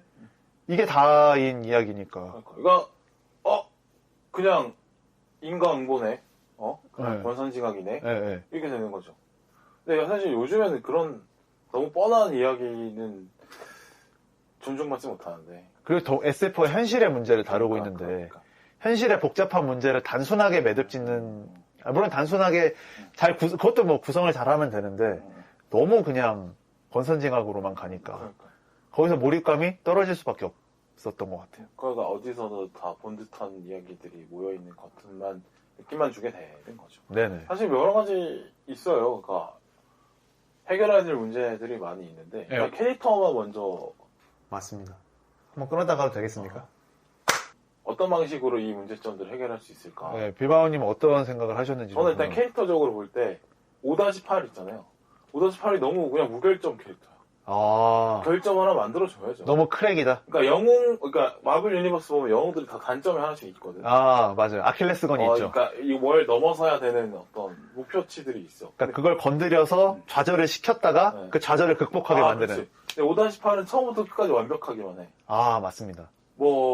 어디 하나가 뭐 다쳤다든지 취약한 부분이 있다든지 아니면 뭐 어디 뼈가 막 부러져 있다든지. 근데 그것도 있긴 있었어요. 그러니까 그 난민 시절에 그 회상 장면에서 이제 천명그룹이랑 대결을 하다가 왼쪽 어깨에 총을 맞는데 그건 봤어. 여기에 치료를 제대로 못해서 마지막 화인가? 싸울 때 왼쪽 어깨를 약간 잡는 장면이 있었거든요. 그러면 여기를 약간 좀 그러니까 그게 액션씬에서 잘 드러나야 돼. 네네, 그러니까요. 그 연출이 안 됐더라고요. 그러니까 왼쪽 어깨 때문에 뭔가 죽을 만한 위기까지 몰려야 되는. 그러니까요. 네. 어깨 한번 붙잡는 거야. 어디 마사지 하나? 뭐 이런. 너무 간편하죠. 그렇죠. 그거까지는 안 된다는 거니까 그러니까 좀 더 결정이 더 있어야 돼. 나는 거야. 너무 막 완벽한 영웅으로 만들어져 있어서 재미가 없었고, 그다음에 헌터 같은 경우도 보면 좀 더 재밌게 만들어 볼 수 있는 게 뭐냐면 워보이도 보면 처음에 막 워보이 막 그러는데 워보이 막 존나 막 아예 막 생각이 없는 애들처럼 거기에 미쳐 있는 애들처럼 무지성 인간같이 거기 한 명이 생각을 전환해서 전환을 하잖아. 걔가 그 메시지를 전달하잖아요. 그래 얘네들은 그냥 임모탄에 세뇌당한 애야 그런 거구나. 이 워보이들의 어떤 불쌍함을 또 보여주잖아. 양면성을 보여주는 캐릭터로 걔 누구지? 눅스? 맞죠? 그래 눅스가 있는 거야. 그러니까 워보이 중에서도 그런 캐릭터를 하나 만들었듯이 헌터 중에서도 그런 캐릭터를 하나 만들었으면 좋았겠고 그 집단을 하나의 색깔로만 해석하지 않도록 택배기사 중에서도 난민 출신 택배기사들이 전부 다 5-8의 의견을 다 따라가는 걸로 나오는데 한 명 정도 좀 반기를 들고 5-8 나는 별로 이렇게 생각을 해서 막 나중에 막 전전 왼쪽 어깨랑 좀 결부를 시켜가지고 결정적인 장면에서 막 왼쪽 어깨를 막 그러니까 천명그룹을 향해 사격을 하다가 갑자기 5-8의 왼쪽 어깨를 겨냥을 하는 거. 약간 그렇게 해서 뭐 그런 걸 하나 추가한다든지 걔가 나중에 그래도 5-8 반격해가지고 허무하게 죽더라도 그렇죠. 그런 걸 하나 건드릴 수 있거나 이런 조금씩 바꿔가지고 풍부하게 만들어낼 수 있는 것들이 있다라고 보는데 그런 게 없었던 것 같아. 캐릭터적으로는 일단 그렇고 그 다음에 포스트 아포칼립스가 앞에 말씀드렸다시피 게임적인 요소를 추가하기 되게 좋은데 근데 이거 택배 보면 이제 택배 중요한 게 시간 함수 중요하지 않습니까? 아, 그렇잖아요. 그러니까 문자가 오늘 택배가 오는 날인데 2시에 대충 예정입니다 했는데 4시에 와도 사람이 기분이 나쁘거든. 아, 그쵸. 나는 2시에 온다고 해서 2시에 기다리고 있는데 시계를 자꾸 보게 되죠. 심지어 내가 집에 없는데도 기분이 나빠. 아, 왜 도착 문자가 안 왔는지. 어차피 나는 집에 가서 7시에 확인하는데 아, 배송 완료 문자가 나는 2시에, 와야 되는데. 그렇지. 2시에 온다고 해놓고 왜 4시에 완료 문자가 오는 거야. 그러니까 택배가 시간이 상당히 중요한데 그런 택배 시간 함수 같은 거를 중요하게 살리는 어떤 시퀀스가 없었던 것 같아요. 그만큼 이 택배의 내용물이 또 생명이 왔다 갔다 하는 그런 거라서 그러니까 택배 안에 시한폭탄 같은 거를 만들어놔가지고 아, 그걸 일반 구역에 배달을 시켜버리는 거야. 아, 뭐 그런 것도 괜찮아. 그래서 택배 기사들이 막으려고 하고. 뭐 그런 거. 그런 거 넣어줬으면 좋았을 텐데. 아니면은 그 어느 특정 구역에 가는 도로가 끊겼어. 그래서 네. 막 돌아가야 돼. 근데 도로가 관리가 안 돼서 막 모래가 막 차 아, 있고 근데 나는 이 도로를 가야 되는데 아. 어떻게 막 방법이 없어 막. 아, 근데 어쩌고저쩌고 하다가 겨우 막 넘어가서 가.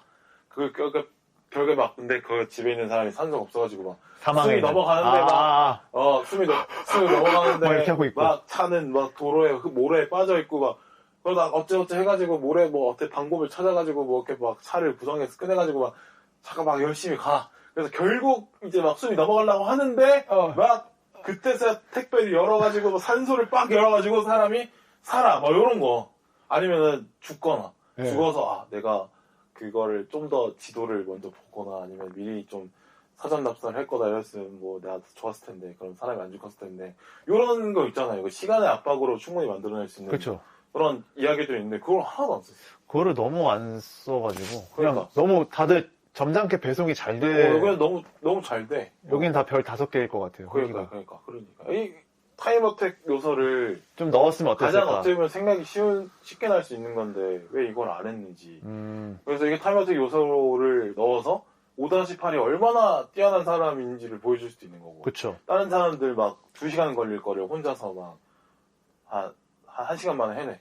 근데 그만의 특별한 어떤 생활의 달인적인 요소가 막 있는 거야. 택배 박스를 막 던진다거나 막 던지는데 막 이렇게 해가지고 스펀지 같은 걸 깔아놔가지고 막 던지면 받을 수 있게 해놓는다든지 아니면은 인증 절차를 확실하게 아, 택배의 달인.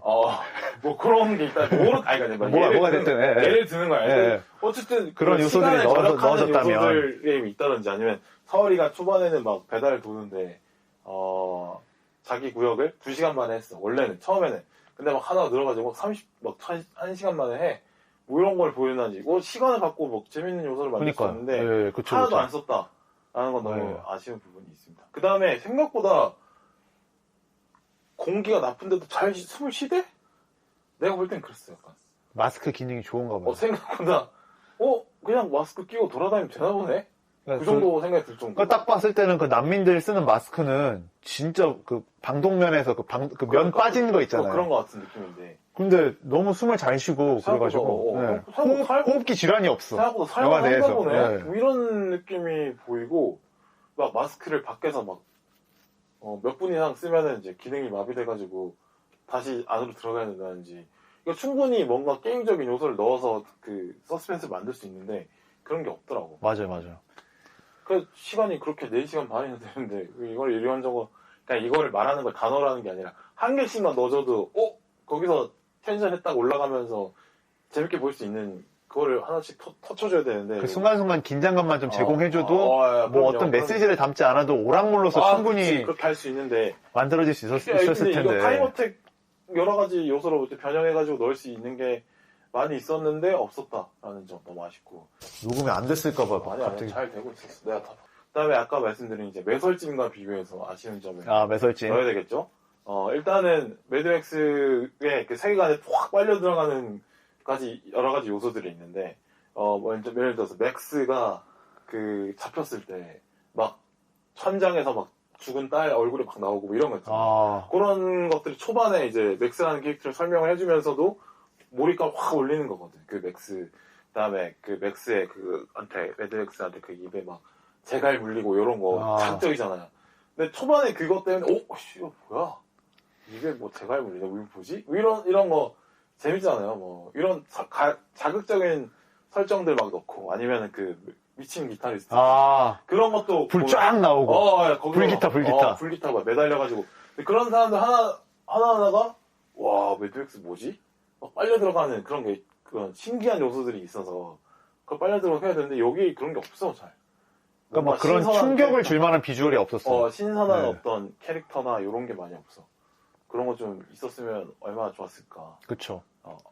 그리고 헝거 게임 보시면은 헝거 게임을 주최하는 그 MC가 있어요. 그 약간 그 헝거 게임이 하나의 쇼이기도 하니까. 그렇죠. 전 그 헝거 게임 구역 내 생중계가 되니까. 그 제일 중요한 예능 쇼이기도 한데 그 MC가 막 만들어내는 분위기들이 있거든. 막 멘트 막 치면서. 그쵸. 막 뭐 해가지고 막 이번에 경기가 어떻게 될까요? 그러면서 막 헝거 게임이 열립니다. 이러면서 막 하고 분위기를 막 끌어올리는 이런 게 있거든. 사실 필요 없는 역할이긴 하지만 그 세계관에 막 빠져들게 만드는 그런 요소 중에 하나인데 그런 것도 하나 넣었으면 좋았다. 하는 거고.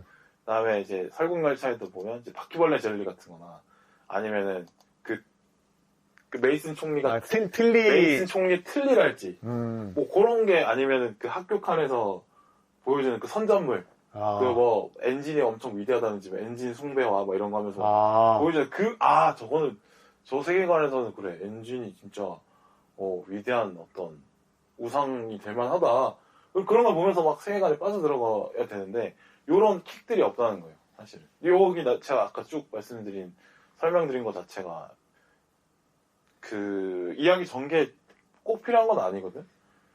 그렇죠. 뭐 꼭 필요한 건 아니에요. 근데 재미를 좀 강화시켜줄 수 있죠. 그렇죠. 볼거리도 추가시켜주고 그 세계관만의 특성을 보여주기도 하고 이런 걸 충분히 넣을 수 있는데 이런 것들이 많이 없었다. 뭐 있었던 것 같고. 그러니까 그 재미를 주려고 택배기사 선발대회 씬을 2화에 걸쳐서 넣은 것 같은데 임팩트가 좀 약하긴 했죠. 어디서 막 그것만의 느낌은 없잖아요. 그죠? 그다음에 5-8 무슨 게임 캐릭터로 나오는 것도 있는데 무슨 뭐 철권도 한 10년 전 철권 같은 걸로 막 해가지고. 그러니까 2071년이 배경인데 2071년의 그래픽이라 하기에는 그러니까요. 근데 그런 노력을 한 거지. 그 5-8 캐릭터가 게임 속 캐릭터 등장하는 그 씬이 그런 것 중에 하나인데 그쵸. 와닿지가 않은. 이 사람의 대단함을 보여주는 상징인 건데 이 사람은 꺾을 수 없는 존재다. 뭐 신사역 간판이 막 모래에 막 뒤적이고 이런 네네네. 것도 뭐 세계관을 끌어들이는 그런 요소들 중에 하나인데 근데 뭐 매드맥스 기타리스트를 이길 수가 있냐. 모래 묻은 신사역 간판이. 뭐 이런. 근데 그런 요소들을 좀 넣었으면 어땠을까. 아쉬움이 있죠. 초반에 힘이 약하니까 나중에 이야기도 다 의미 없게 보이는 거죠. 초반에 힘을 빡 줬어야 되는데. 네. 그러니까 초반에 이 택배 아슬아슬하게 택배를 전달해서 사람이 산다. 요 시퀀스를 그냥 아무 설명 없이 팍 보여주고 시작했거나 이러면 좋았을 텐데 여러 가지 아쉬운 점이 있습니다. 네. 좀 저 형 되게 영리한 남자구나. 하나 배웠습니다. 이런 그러네요. 말하고 나니까 더 아쉽네요. 그러니까. 네. 더 잘 만들어 봤으면 어땠을까. 라는 아쉬움이 있네요. 그래요. 저는 뭐 오늘 작품을 얘기하면서 여러 가지 소감이 드는데 매설진 다시 봐야겠다. 다시 보자. 매설진. 꺼진 매설진도 다시 보자. 진격의 거인은 안 볼 것 같긴 해. 진격의 거인은 뭐 매설을 좀 다시 봐야겠다. 좀 매설 너무 재밌다. 다시 알았어요. 그 세계관이 얼마나 잘 만들어져 있는지. 제가 항상 갖고 있는 생각이기도 하고 주변 사람들한테 말하는 내용이기도 한데 좀 간헐적으로 완성도가 조금 부족한 작품을 봐줘야 된다. 그러니까 역치를 낮춰줘야 돼. 그러니까 사람들이 자꾸 명작만 찾는 경향이 있는데 그렇게 하면 진짜 그러니까 어느 정도 재미있는 작품도 그 재미를 못 알아보는 상황이 돼요. 그렇기 때문에 주기적으로 조금 이거 뭔가 땡기진 않지만 뭔가 한번 보고 싶네 이런 작품들도 좀 봐줘야 된다. 근데 택배기사가 빌바오님한테 딱 그런 작품이 아니었나. 그렇죠. 우리 매설진의 가치를 높게 볼 수 있는 그런 작품이 된 거죠. 네, 그러니까 소비하기 나름인 것 같고 저도 사실 그 잘 만들어진 SF 영화나 드라마가 생각이 났죠. 그러니까 생각이 난 게 뭐 이 택배 기사를 매도하려는 생각이라기보다는 이미 매도가 될걸 근데? 그러니까 더 잘 만들 수 있어. 그 정도까지는 아니더라도 충분히 볼만한 드라마로 만들어질 수 있었는데. 그러니까 세팅 자체는 나쁘지 않았다니까. 네. 디테일을 더 파고 들어갔으면 할 게 많았죠. 그러니까 포맷을 뭐 넷플릭스로 옮겨왔어도 뭐 영화로 유지를 했었다거나 아니면 조금 분량을 더 늘려서 아예 이야기를 좀 더 만들어줬다거나 이렇게 했으면은 그래도 딱 다 보고 났을 때 얻어가는 게 있는 드라마 정도의 평가는 받을 수 있지 않았을까? 그러네. 근데 그게 안 되는 것 같아서 진짜 아쉬웠어요. SF 장르가 우리나라에서 자주 나오지 않고 그래도 넷플릭스 덕분에 계속 SF가 꾸준히 시도되는 것 같긴 하거든요. 그렇죠. 승리호도 물론 승리호는 처음에 넷플릭스가 만든 건 아니었지만 승리호 정이 뭐 꾸준히 나오고 있는데 저는 그래서 여름에 나올 더문을 기대해 본다. 더문 한국 거? 한국 거. 저는 기대 잘 안 하고. 저는 한번 이 스케일과 이야기를 잡을 수 있는 SF가 될 수도 있지 않을까 라는 생각을 하면서 그때 막 더문을 보면서 또 막 그래비티가 띵작이었다. 그래비티가 띵작인 이유에 대해서 또 설명하게 되지 않길 바랍니다. 안 그러겠죠. 예, 그래도 그런 일이 안 일어났으면 좋겠습니다. 한국 영화 요새 좀 힘든데 좀 좋은 작품으로 나왔으면 좋겠어요. 예.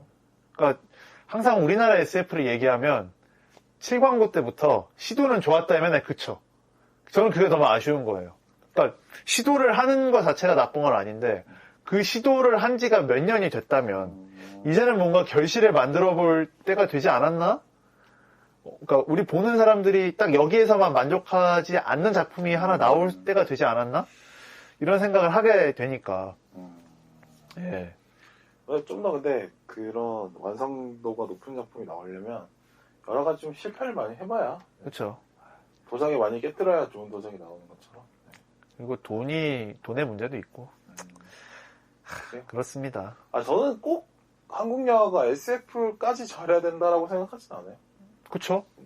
하면 좋은 거지. 근데 잘하는 것만 집중해도 좋지 않나. 오히려 스토리텔링이나 캐릭터 구성 뭐 이런 걸로 승부를 보아서 전 세계도 못 깰 수 있다는 거 많이 보여줬잖아요. 헤어질 결심, 뭐 기생충 이런 것처럼 그런 것만 열심히 해도 저는 생각해 된다고 생각합니다. 물론 뭐 SF 잘하면 좋죠. 오랜만에 둘이 녹음해보니까 어떠세요? 일바오님? 그게 뭐 중요하지 않죠. 지금 나는 뭔가 매드맥스가 위대하다는 거에 대해서 생각이 좀 벗어나지 못하는 것 같아요. 내가 마지막으로 하나 더 생각나는 게 하나 있거든요. 매드맥스의 위대함이 마지막에 퓨리오사와 맥스와 그 다음에 그 팀원들의 조합이 존나 눅스도 있고 막 이모탄의 다섯 애들 있고 할머니들 있고 막 말도 안 되는 조합이잖아. 근데 걔들이 팀이야. 그런 거 있잖아요. 그러니까 막 화려함이 저 사람들이 뭘 할까? 궁금하게 만들어지네. 모여서 도대체 어떻게 임모탄을 무찌른다는 거지? 그런 거잖아. 근데 택배 기사들은 너무 균일해.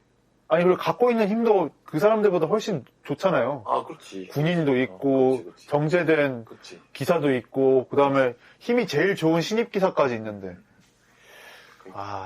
너무 그러니까 포스트 아포칼립스 치고 너무 말끔했어. 네. 모든 어떤 것들이 좀 더 거칠고 막 해야 되는데 막 눅스처럼 막 애가 막 암에 걸려가지고 막 얼굴이 허옇고 막 머리도 막 그냥 빡빡 두피도 안 보일 정도로 막 그런 게 좀 있어야 하얗고 되는데 충격적인 그러니까 비주얼. 우리 유석 캐릭터도 좀 더 과감하게 갔어야지. 우리 모탄 형님 봐요. 그거 막 실리콘 가고 있고 나오고 막 피부에 막 분칠하고 막 난리를 하는데 뭐 그런 어떤 충격적인 비주얼 같은 거. 그러니까 좀 더 그러니까 택배 기사랑 비슷한 것 같아요. 택배 기사도 내용을 줄이거나 늘렸거나 했어야 되는 것처럼 사월이도 머리를 확 기르든지 확 치든지 아니면 막 그랬으면 어땠을까? 아니면 막 얼굴이 막 반 날아가든지 뭐 이런. 얼굴이 막 상처가 막 이만큼 있고. 근데 얼굴 너무 멀끔하고 잘생겼어 다들.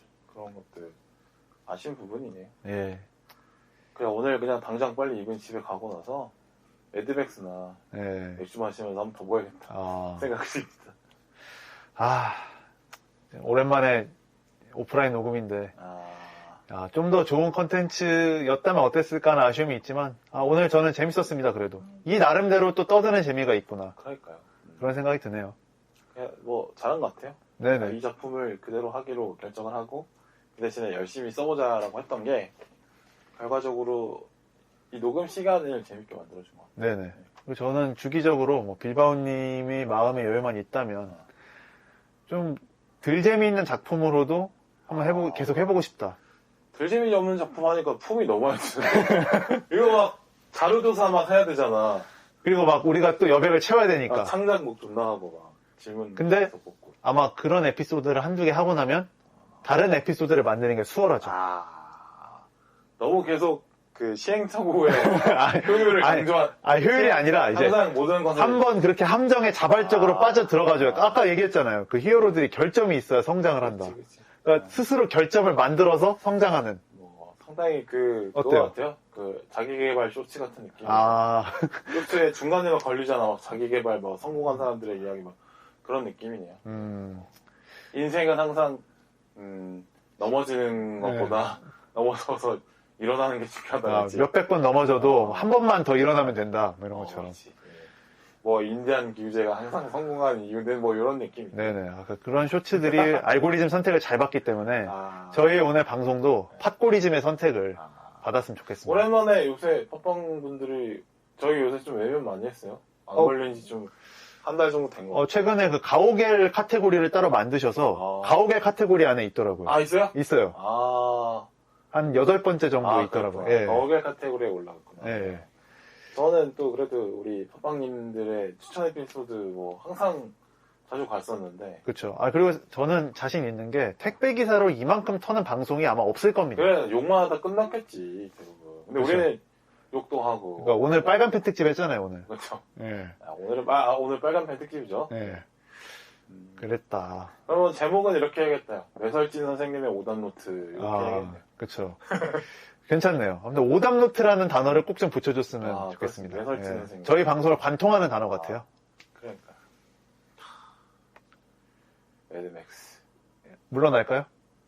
그래요. 오늘 인사는 좀 특별하게 하고 싶은데. 어떻게 할까요? 매드맥스의 명대사 뭐죠? What a day! What a lovely day! 여기서 끝내겠다. 있는데? 그거 뭐지? 매드맥스의 그 대사 있는데. 뭐 이모타님께서 날 보셨어요? 그건 영어로 몰라요, 제가. What a day, what a lovely day밖에 모릅니다. 그렇구나. 거기서 막 달달달 떨면서 하잖아요. What a day, what a lovely day 하면서. 그래요. 그거 있는데. 그래, 뭐 생각이 안 나요. 네, 그 편집하시면서 한번 네. 찾아보셨으면 네, 좋겠습니다. 예. 그 기억할 게 뭐죠, 그거? 기억할 게도 있는데. 어. 그건 모르겠습니다. 그래요. 어쨌든. 네. 그러면 기억할 게로 끝낼게요. 아. 택배기사. 기억할게! 리멤버기였나? 뭐 그런 거지 리멤버 않을까? 아니었는데? 위트니스였어요? 그럼 다시 한번 따죠. 기억났어. 네. 자, 그러면 오늘의 매드맥스의 명대사로 택배기사 편을 마무리하도록 하겠습니다.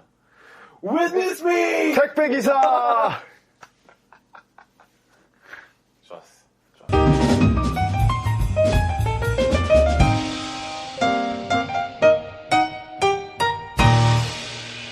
What a day! What a lovely day!